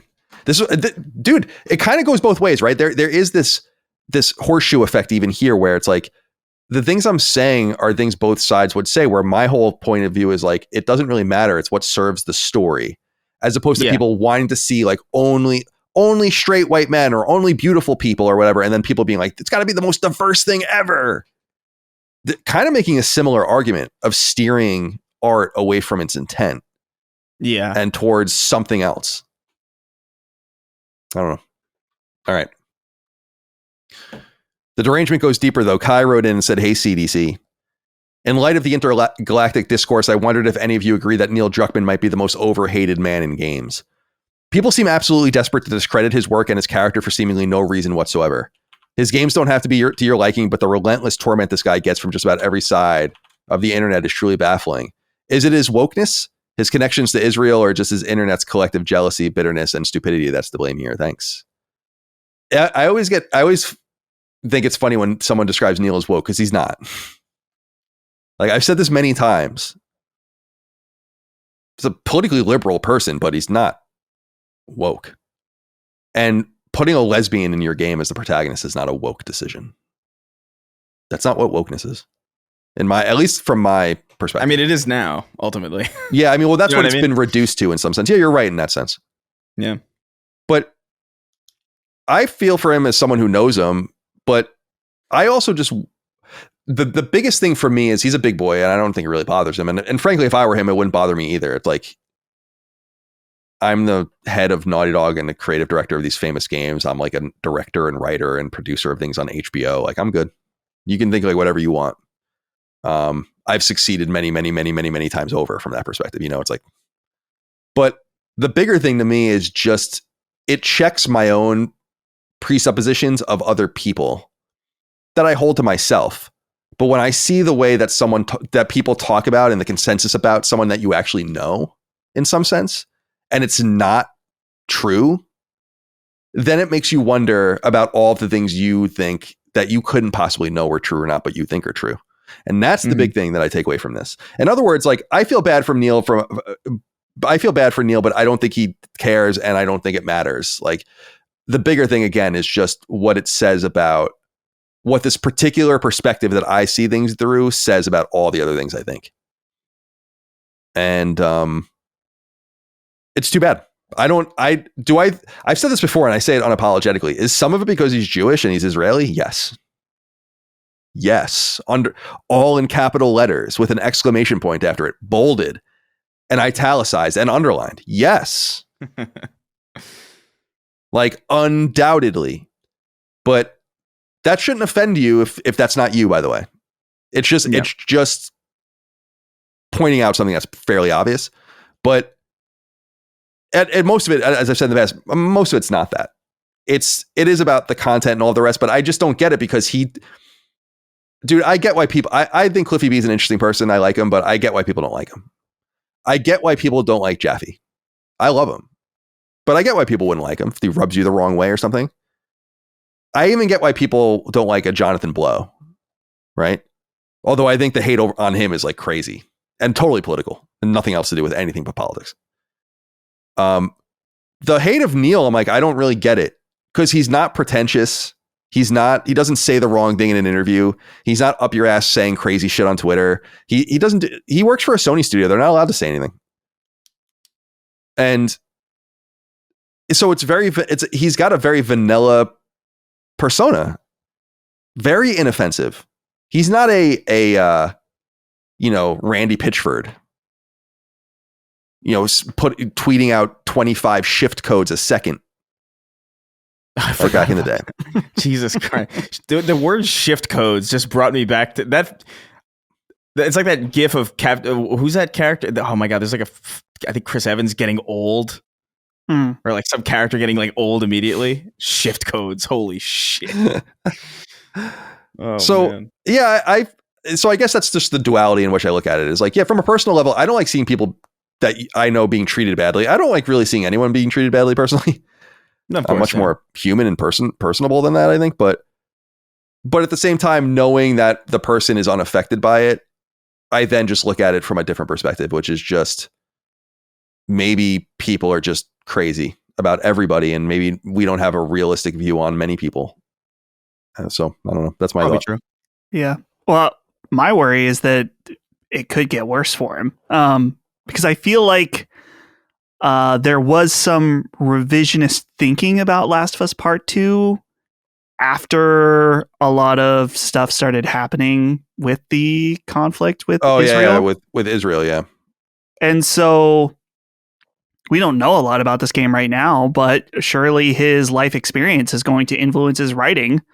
And so there's a possibility that he's going to be attacked from both sides of this, where you have the, I don't know, I hate labeling people, but like a left-leaning side that doesn't like if he writes a story that has not even necessarily a pro-Israel slant, but just a sort of like Last of Us that was kind of a both sides situation, rubbed people the wrong way. How dare you observe that it's an endless cycle of violence, sir? Yeah. How dare you put that into your art? Right. Like, okay. So we could find out that this game has a similar type of, maybe not that message, but analogy, whatever, a metaphor. But I think it's unfounded and unfortunate, but could get worse. And it should be noted that, like, Colin knows Neil personally, and like he loves Last of Us Part 2. I think The Last of Us Part 2 is fine. I think it's technically exceptional. I don't know Neil at all. And I'm looking at it, I'm just like, I really kind of don't get it. Like, I just straight up don't understand it from any angle, really. Yeah, I've just never been this upset about something, I don't think. Like, at least I've been upset. Well, I've been way more upset than this about things, but yeah, I was about to say that's amazing. Yeah, but publicly about things that beyond your control, and maybe that's not even a sufficient thing, 'cause I've been really upset about things beyond my control too. But I guess you know what I'm saying. It's like, sure, a band releases a bad record. It sucks. I hate it. I'm disappointed. A sports team has a bad season. That's my fucking year every year. It sucks. I hate it. But I'm not like that wrapped up in it, where I'm going to like pop off at the mouth, fuck things up for people, ruin things, be disingenuous, be hostile. That's what it's all degraded to. There's so much critical stuff to say about The Last of Us and The Last of Us Part 2. There's a lot to say about the story. We've said a lot about those games, many, many hours worth of recordings. Mm-hmm. And there's more to be said even then, but it never degraded. Like the nature of the conversation was civil, and the content was solid. And God, man, I think you're right, Dustin, that like there's something about the decision made in the beginning of The Last of Us Part 2 that obviously didn't sit with a lot of people, right? But like, it's like, but nonetheless, that's what happened. Like, why you don't want, so now you don't want to roll with it? Like, that's the level of disappointment you hold over this decision. That's so weak. To me, I'm just like, that's kind of peculiar to me. I'm like, this is, the story is deeper than one person, Right. And why it happens makes complete sense. Yes. I think, okay, so we always go into hating Star Wars, but if you think about the decisions in The Last Jedi on what Luke Skywalker does not make sense to how I understand Luke Skywalker and how millions do. And that's part of what makes it so frustrating, is that it feels like it was written by someone who doesn't understand. And it's not that just we want fanboy slop of of him coming and being the hero again, but it's like it at least needs to be in line with how this character was written, and it wasn't. And in this case, without being specific, it's like, yeah, of course this would happen. And it's really interesting to think about, like, okay, well, with this happening, then what plays out with the rest of the story? So, for reasons to be mad about this, I think it just comes down to people hold certain things and ideas very dear, and I get that. But I think it's okay to be challenged by those things when they make sense, when they are done in a way that is logical with the story. I could see a reason to be mad at this, but not in the way it panned out. Yeah, that's well said. I'm sorry, go ahead, Chris. No, I was going to say, and just for so long, to be this jilted for so long about something that you weren't even really involved. Like, we make fun, we I don't want to say we make fun, but like we talk sometimes about, I don't know, John Garvin on Twitter or whatever, or like John Garvin like constantly talking about his old game when he's working on something new. And it's like, that was like 4 years ago, and he was directly involved with it. And even from our perspective, or like my perspective anyway, I'm just like, yo, let it go. Like, just move on, go do something else. And that's somebody who was like who has way more of a right to be angry about something this many years later. But for you to just, as a passive observer, or like just like a player of a game, like, you don't know these people, you don't have stock in the company, you didn't work there, you didn't like, to be this upset about a story decision for so long that wasn't even bad. Is the thing. Like, I don't know. I just don't get it. Well, I don't think it was bad. I mean, it was shocking. It would have been more shocking had I not known it was going to happen. Thanks. Right. And I always think about like the emotionality of that, like what that would have been like. And I think that if I still worked in media, I probably would have gotten it early enough to have avoided the spoiler, which would have been interesting. But, and certainly all the footage that was going around and all the rest. But, that's what I was going to say too, Dustin, and Chris seems to agree, is that the big choice that everyone's mad about makes perfect sense. I think that's why it's like, that's why you're so upset about it in some sense. Like, nothing could make more sense than what happens. Like, yeah. Like, I don't know. No, I didn't expect it, but nothing could make more sense than that. Certainly. And we've talked a lot about it, and like, and I think there's criticisms to how, like, I don't think, like, my issue isn't how, I think it's or like that it happens. I think there's arguments to be made, like how it happens could be more believable, or even or when, like, in some sense, but like that, but yeah, that it happens is not the problem, and right. that's what a lot of people are mad at, and it's just like, look, man, I can't agree. Like, I would have handled it differently personally, and I think but it's not my game, so like, I don't know. There's so much shit that goes in a direction that I don't like, and I guess some of it I'm passionate enough about to like speak about, or like maybe make a video on. But like, dude, every other week it's just like, Druckmann's done it again. It's like, fucking shut up, Druckmann. Well, so annoying. To think of like a parallel situation, like I guess it's not exactly the same, but Chris, for like Master Chief, right? Seeing it's different because it's a separate entity, but like seeing what Chief was in the TV show, it's like, what the fuck is this shit? This is nothing. But it's like, you're not calling for burning down Paramount Plus or whatever. It's like, I don't even, and I look at that show like I feel bad for the actors, because I think they do a pretty decent job with like stuff that they're not, that's not great.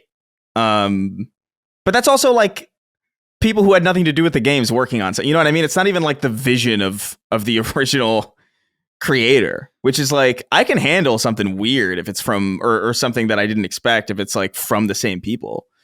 I do lose a little bit of tolerance or care when it's like order of magnitudes removed and then like kind of butchered for TV. But even then, that's like maybe 3 tweets, maybe a video. I'm not gonna make a fucking every week like some new thumbnail about how like fucking Paramount done cucked out again.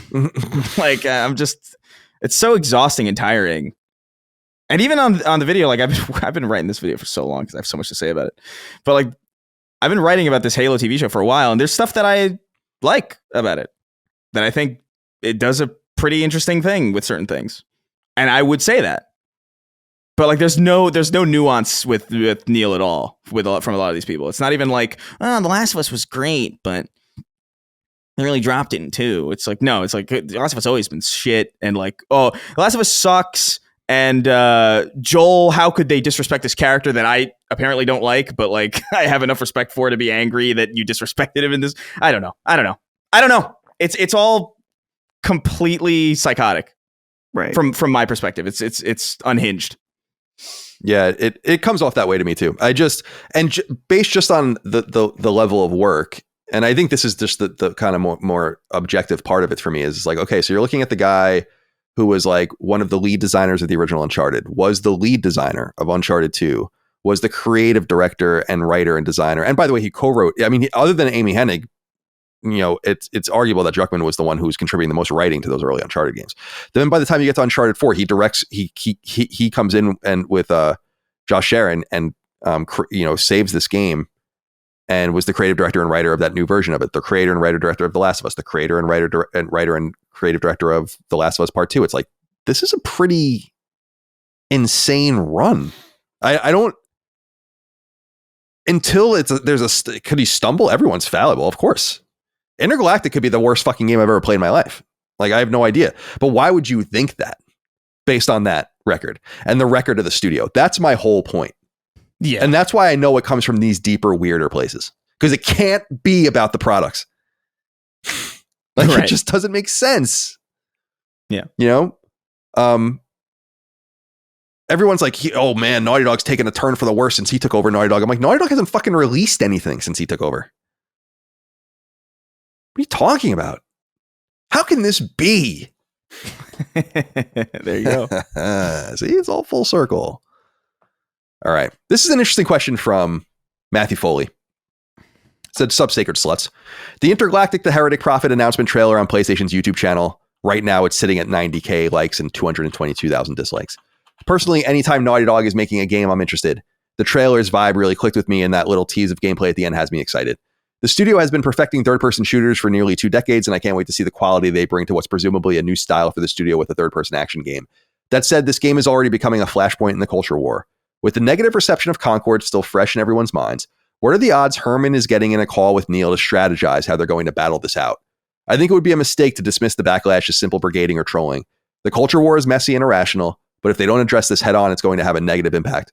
Of course, Naughty Dog has earned a ton of goodwill from fans like me, and that track record will help, but is that enough?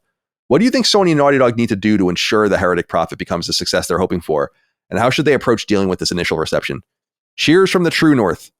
Keep fucking that ice cold chicken. We will. Thank you for writing in. So, this is a great question about like what I would love to know what they think. And both Sony internally, PR, marketing, and then Naughty Dog. How are they feeling? My instinct is that they knew this was going to happen. The reason I say that is because Naughty Dog's version of the video on their YouTube channel always had the comments off. Right. And when it was published immediately, it had no comments. To me, that's like, oh, you know, something's going to be off here. So it could be that they were prepared in some way, willing to weather the storm, and that there could be a reason to be more objectively confident based on wish list numbers or, you know, interaction with the website or whatever. Like, there might be things that are deeper, but certainly they have to strategize through this. So Dustin, what do you think that, you know, Herman sitting down with Neil, sitting down with Scott Rhodey, sitting down with whoever might be involved in a discussion like this, certainly Jen Clark over at PR and others, and what are they going to do? Yeah. Well, I think probably the most important thing is just that the next time they show the game is immaculate, the strongest they can possibly go out. Because I think that part of what's annoying to me about the controversy around this is we've talked a lot about the hate being from historical context of Naughty Dog for a lot of people, right? But the hate about this trailer stems from the main character being a bald, tough woman. And that's, from what I can tell, really it. We don't know, there's people saying she's woke. It's like, there's nothing that's said in the trailer to indicate, like, like, we don't know if she's, how she feels about politics. We don't know, people are like, oh, she's probably gay. Ugh, stuff like that. There's a lot of things that we just simply don't know. And this is what I was alluding to earlier, where I can kind of understand where that with Last of Us Part 2, that people didn't like Abby for a multitude of reasons, where, she's this buff, strong woman, right? And that can be off-putting to some people. And so where they're returning in another game, and it's like, here's another buff, strong woman. I want to say that I kind of get it. I also kind of don't. You know what I mean? Where it's like, she's not Abby, as far as we know. We don't really know fucking anything about her, other than she's a cocky bounty hunter. Also, just think about, I don't want to come off as too defensive on this, regardless I might to others, but it's like, also just think about the context. Micah had actually brought this up to me, and I was like, she's like, no one, I was like, you should say this on one of the shows, because it would be useful. And she's like, no one cares, because she's right, like, no one does. But she's like, if I were in space as a girl, I would shave my head too, because it's like less for you to worry about. You're not really at that point, you're off, like, you're not trying to impress anyone. It would be the same reason why you wouldn't wear makeup or something like that. Like, from the perspective of any sort of woman, what would you give a shit? You're on a fucking space cruiser going to a mystery planet to hunt bounties.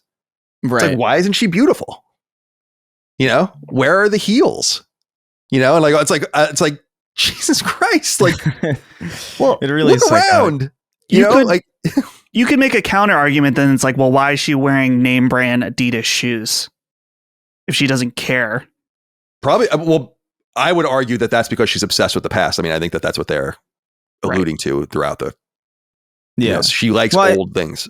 Well, that is also like that's a trapping of, I think, retro future, right? Like, that's kind of like the whole, like, that's part of the shtick of that stuff, is that, like, there's like kind of name brands, like older name brands of things that you recognize. Kind of like, because I at first I was like, what's with the product placement? And then I was like, oh, this is the vibe of this game. It's like Akira and Cowboy Bebop, and it's retro future. And I was like, oh, okay, that makes sense. It's like that's like the, what is it, the Walkman and Stranger Things or whatever. It's like, oh yeah, that if that's the vibe they're going for, that makes sense.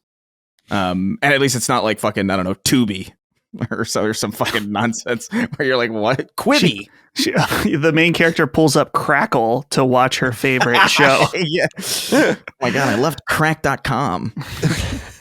Yeah, no, I don't know. I mean, I would even, I think that's a good point of just like the character design. But to me, I don't know. I saw the character and I didn't even think she looked particularly buff either. Like, she just kind of looked like a, I don't know, not frail, I guess. Like, yeah, no, I agree. Yeah, I don't know. I didn't get it. I don't get it.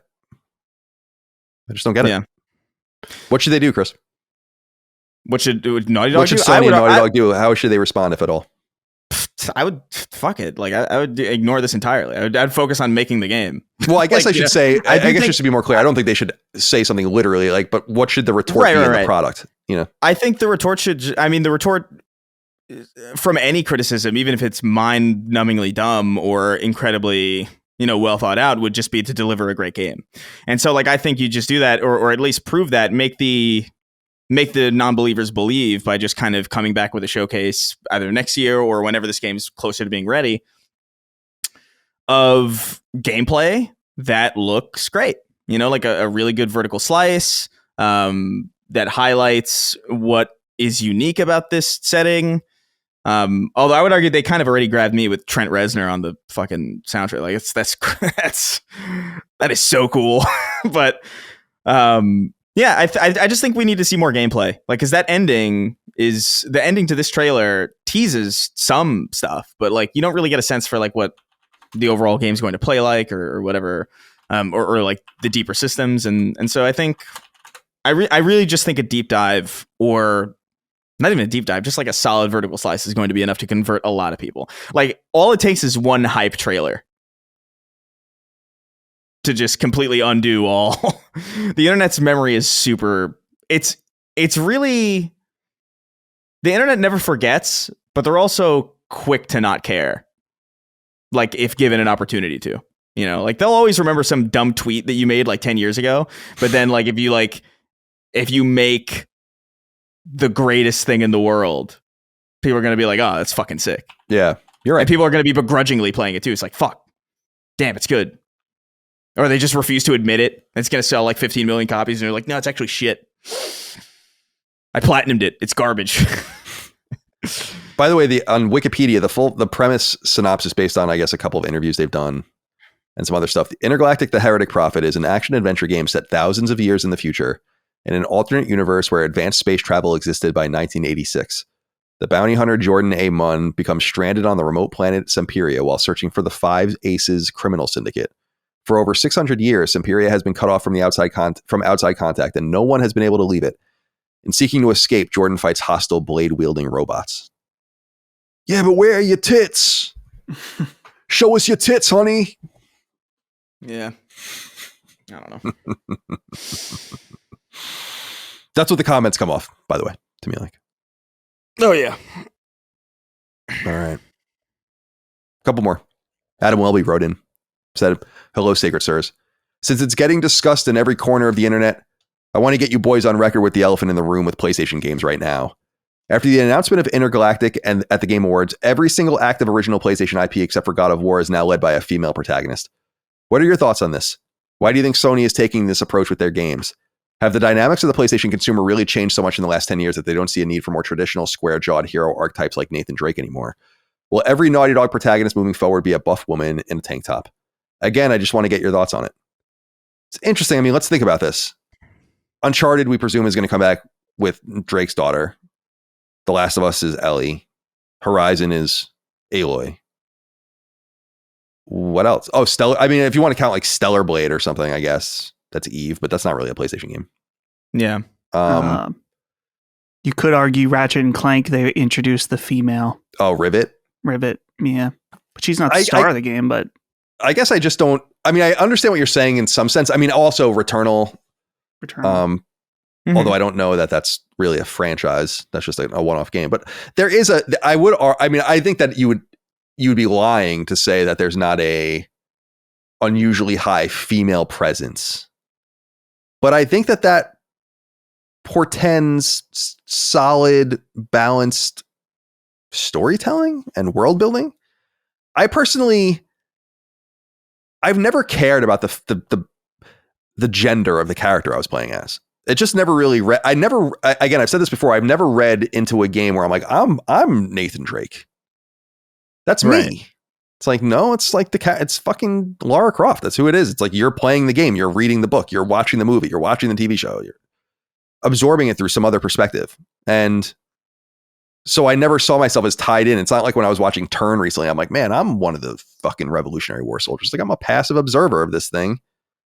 You're showing me what it is. And so, yeah, there is a lot of female presence, but I don't mind that personally. And I don't think that, like, if this question didn't come in, I don't know that I would have thought of it that way. Yeah. And do we need more Nathan Drake types? I think so. It would be cool to have everything. And does one come at the sake of the other? I guess literally it does, since there's only so many opportunities for you to create something. But I'm not as hung up on this, although I think there is something about this with some people. Yeah, I think some people think this. I remember being really pissed off about Heavenly Sword when that came out. Fear enraged me to my core. Naruto enraged you?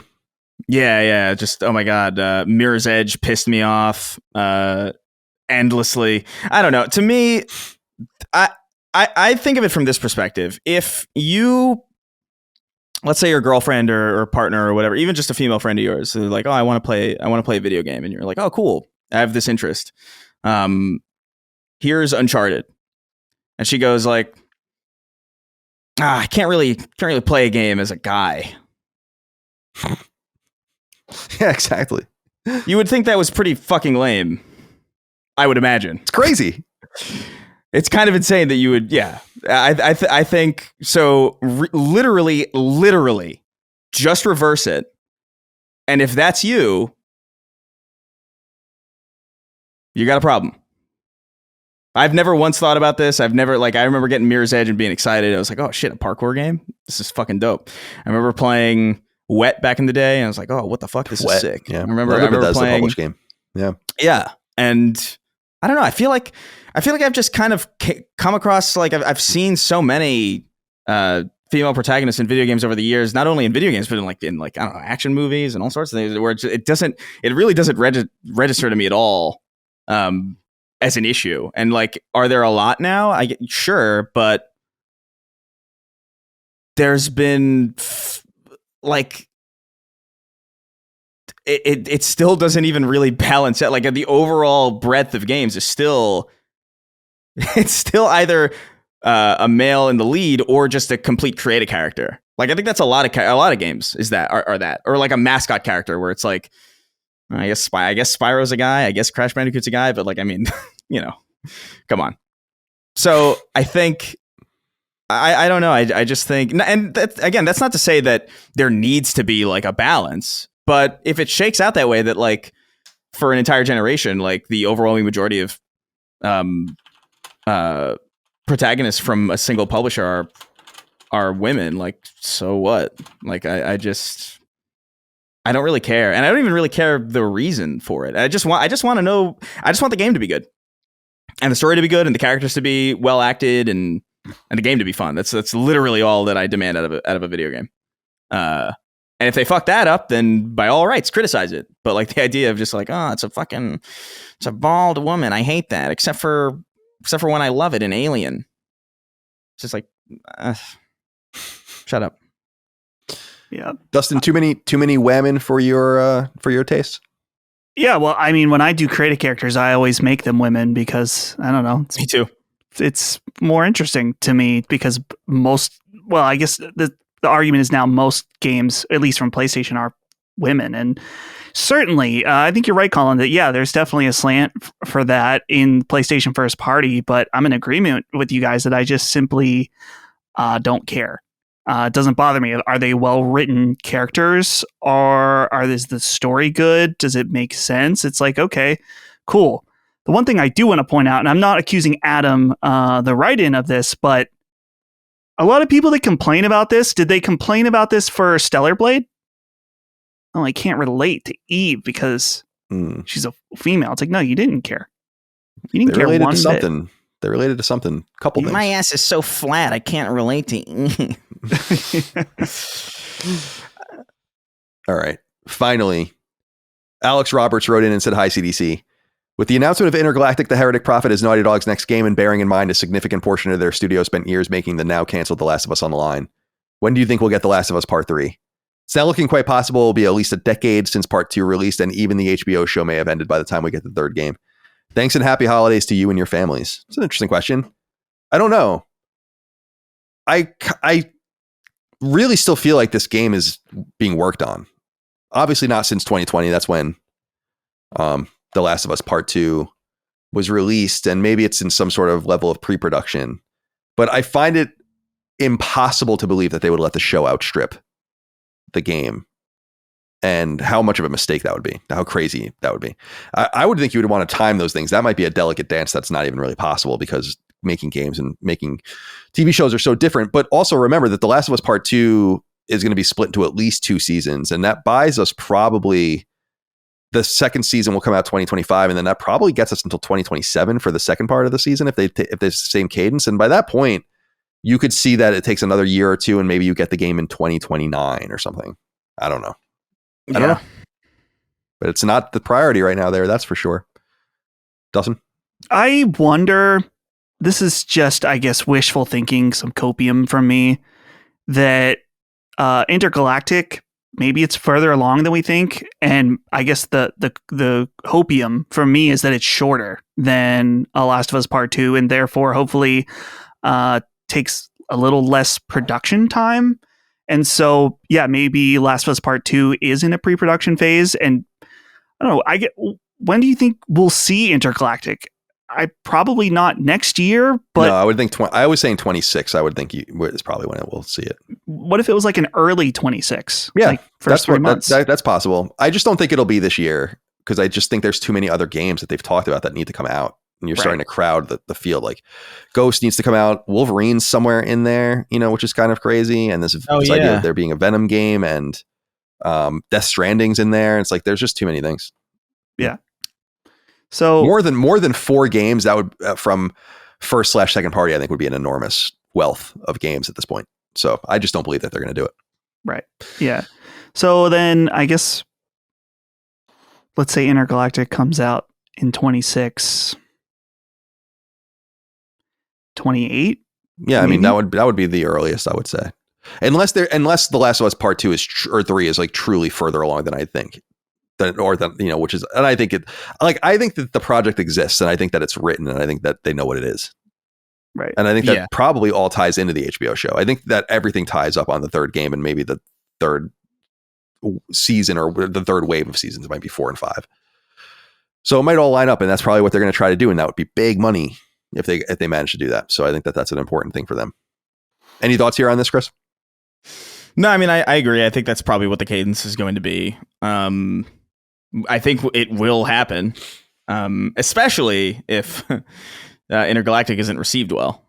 That you can bet on. But I actually, I don't know. I doubt that that's even true. So I guess the bigger curiosity that I have, and this is like a complete pie in the sky, but not above the realm of possibility, is that like, what if Intergalactic is like a fucking mega success, and you're like, oh fuck, yeah, maybe we do this. I don't know. Maybe there's an argument to be made that like maybe they wouldn't want to make a Last of Us Part 3 until they have like crazy technology to work with, and maybe that kind of pushes it further along. That's also possible too, but I don't know. I think the cadence that we landed on is probably accurate. I think 26 for Intergalactic, and figure 29 maybe. Last of Us Part 3, ambitious. Last of Us Part 3, PS6 launch game 2027. Whoa. That would be wild. Yeah. That would be interesting for them to put it only on the new console. They won't. They don't have the balls. Yeah, that's never going to happen again, I think. Probably not. But I think you'll maybe the last year of the PS5 we'll get Last of Us Part 3, and then the next year we'll get Last of Us Part 3 remastered for the PS6. All right, my boys. That's it. That was a whole conversation all about Intergalactic. I thought that was an interesting way to handle it, since so many people wanted to talk about it. A lot of other people had interesting inquiries about the game too, and of course a lot of off-topic inquiries. So you will have to wait. I always slot the next thread for the next show, which is usually the next week. But for these holiday seasons, I had to slot it. It was like, what was it? 3rd, 4th, 5th, 6th, 7th. It goes up like the 8th, January 8th. So you're going to be so frustrated when you get to talk. I can't hear anything you're saying until then. I'm only kidding. Let's go around the horn, say goodbye to everyone. This is the final episode of the year that we'll be recording, though more will go live for you guys. We've already recorded them. Chris, goodbye to you. Be well. Have a good rest of your day.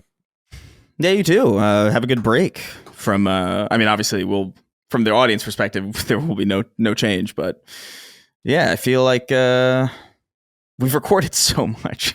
I don't know if this is more than usual. Is it? I feel like maybe. Yeah, we've been recording a lot. We have. Okay, all right. Because we usually do this at the end of the year, but for this year felt like, whoa, we're really banking quite a bit. I'm excited to just have some time, enjoy some games, see some family, see some friends. I'll probably be traveling at some point. I'm not even really sure when. Still waiting to hear back about certain things, but yeah, it's been a busy year, and it's gonna be a busy 2025 too. Yes, indeed. Well, Merry Christmas. Be well. Thanks for another year. Good work. Job done. Dustin, goodbye to you, my friend. Goodbye. And yeah, I'm excited for a break as well. It's a refreshing feeling when we come back in January and everyone's rejuvenated and ready to go.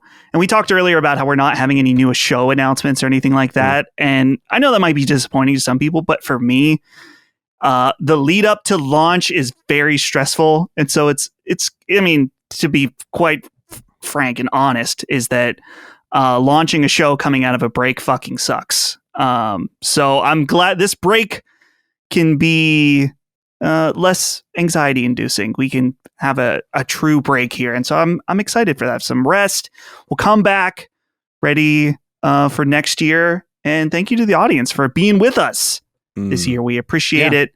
It's been a crazy year for many number of reasons, but we're thankful to have you guys here with us. So till next time. Yeah, this is the end of our 7th calendar year, which is crazy, of the show. So yeah, thank you all out there for your love, kindness, and support. Appreciate you. Merry Christmas. Happy Hanukkah. Happy New Year. Enjoy the content as it rolls out for the rest of the year. You will see no interruptions, and we'll be back in January to record hopefully some new things happen. Hopefully there's nothing like the Insomniac leak, because that gave me a lot of agita last year.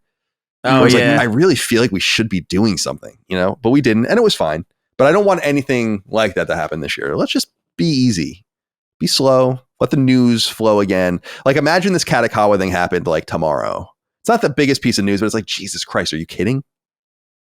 And we're not going to record again till like the 9th or something like that. It's like something insane. So anyway, boys, be well. Thanks again for another good year. Thanks all out there. Thanks to all of you out there. Sorry, can't speak.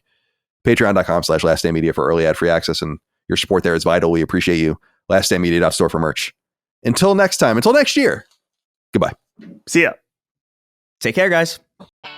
Sacred Symbols, a PlayStation podcast, is a product and trademark of Last Stand Media and Collins Last Stand LLC, and is proudly recorded in the USA. The show is conceived by, is written by, and is directed by me, Colin Moriarty. My co-hosts are Chris Raygun Maldonado and Dustin Furman. The show is produced by executive producer Dustin Furman. It's edited by associate producer Ben Smith. All of Last Stand's theme music is by my best friend, Ramon Narvaez. As you know, all of Last Stand's shows, including Sacred Symbols, are fan-funded on Patreon at patreon.com/laststandmedia. The following names are at the producer level on Patreon, our highest tier, and we're grateful for your thoughtful and kind contributions to our independent endeavor. Thank you.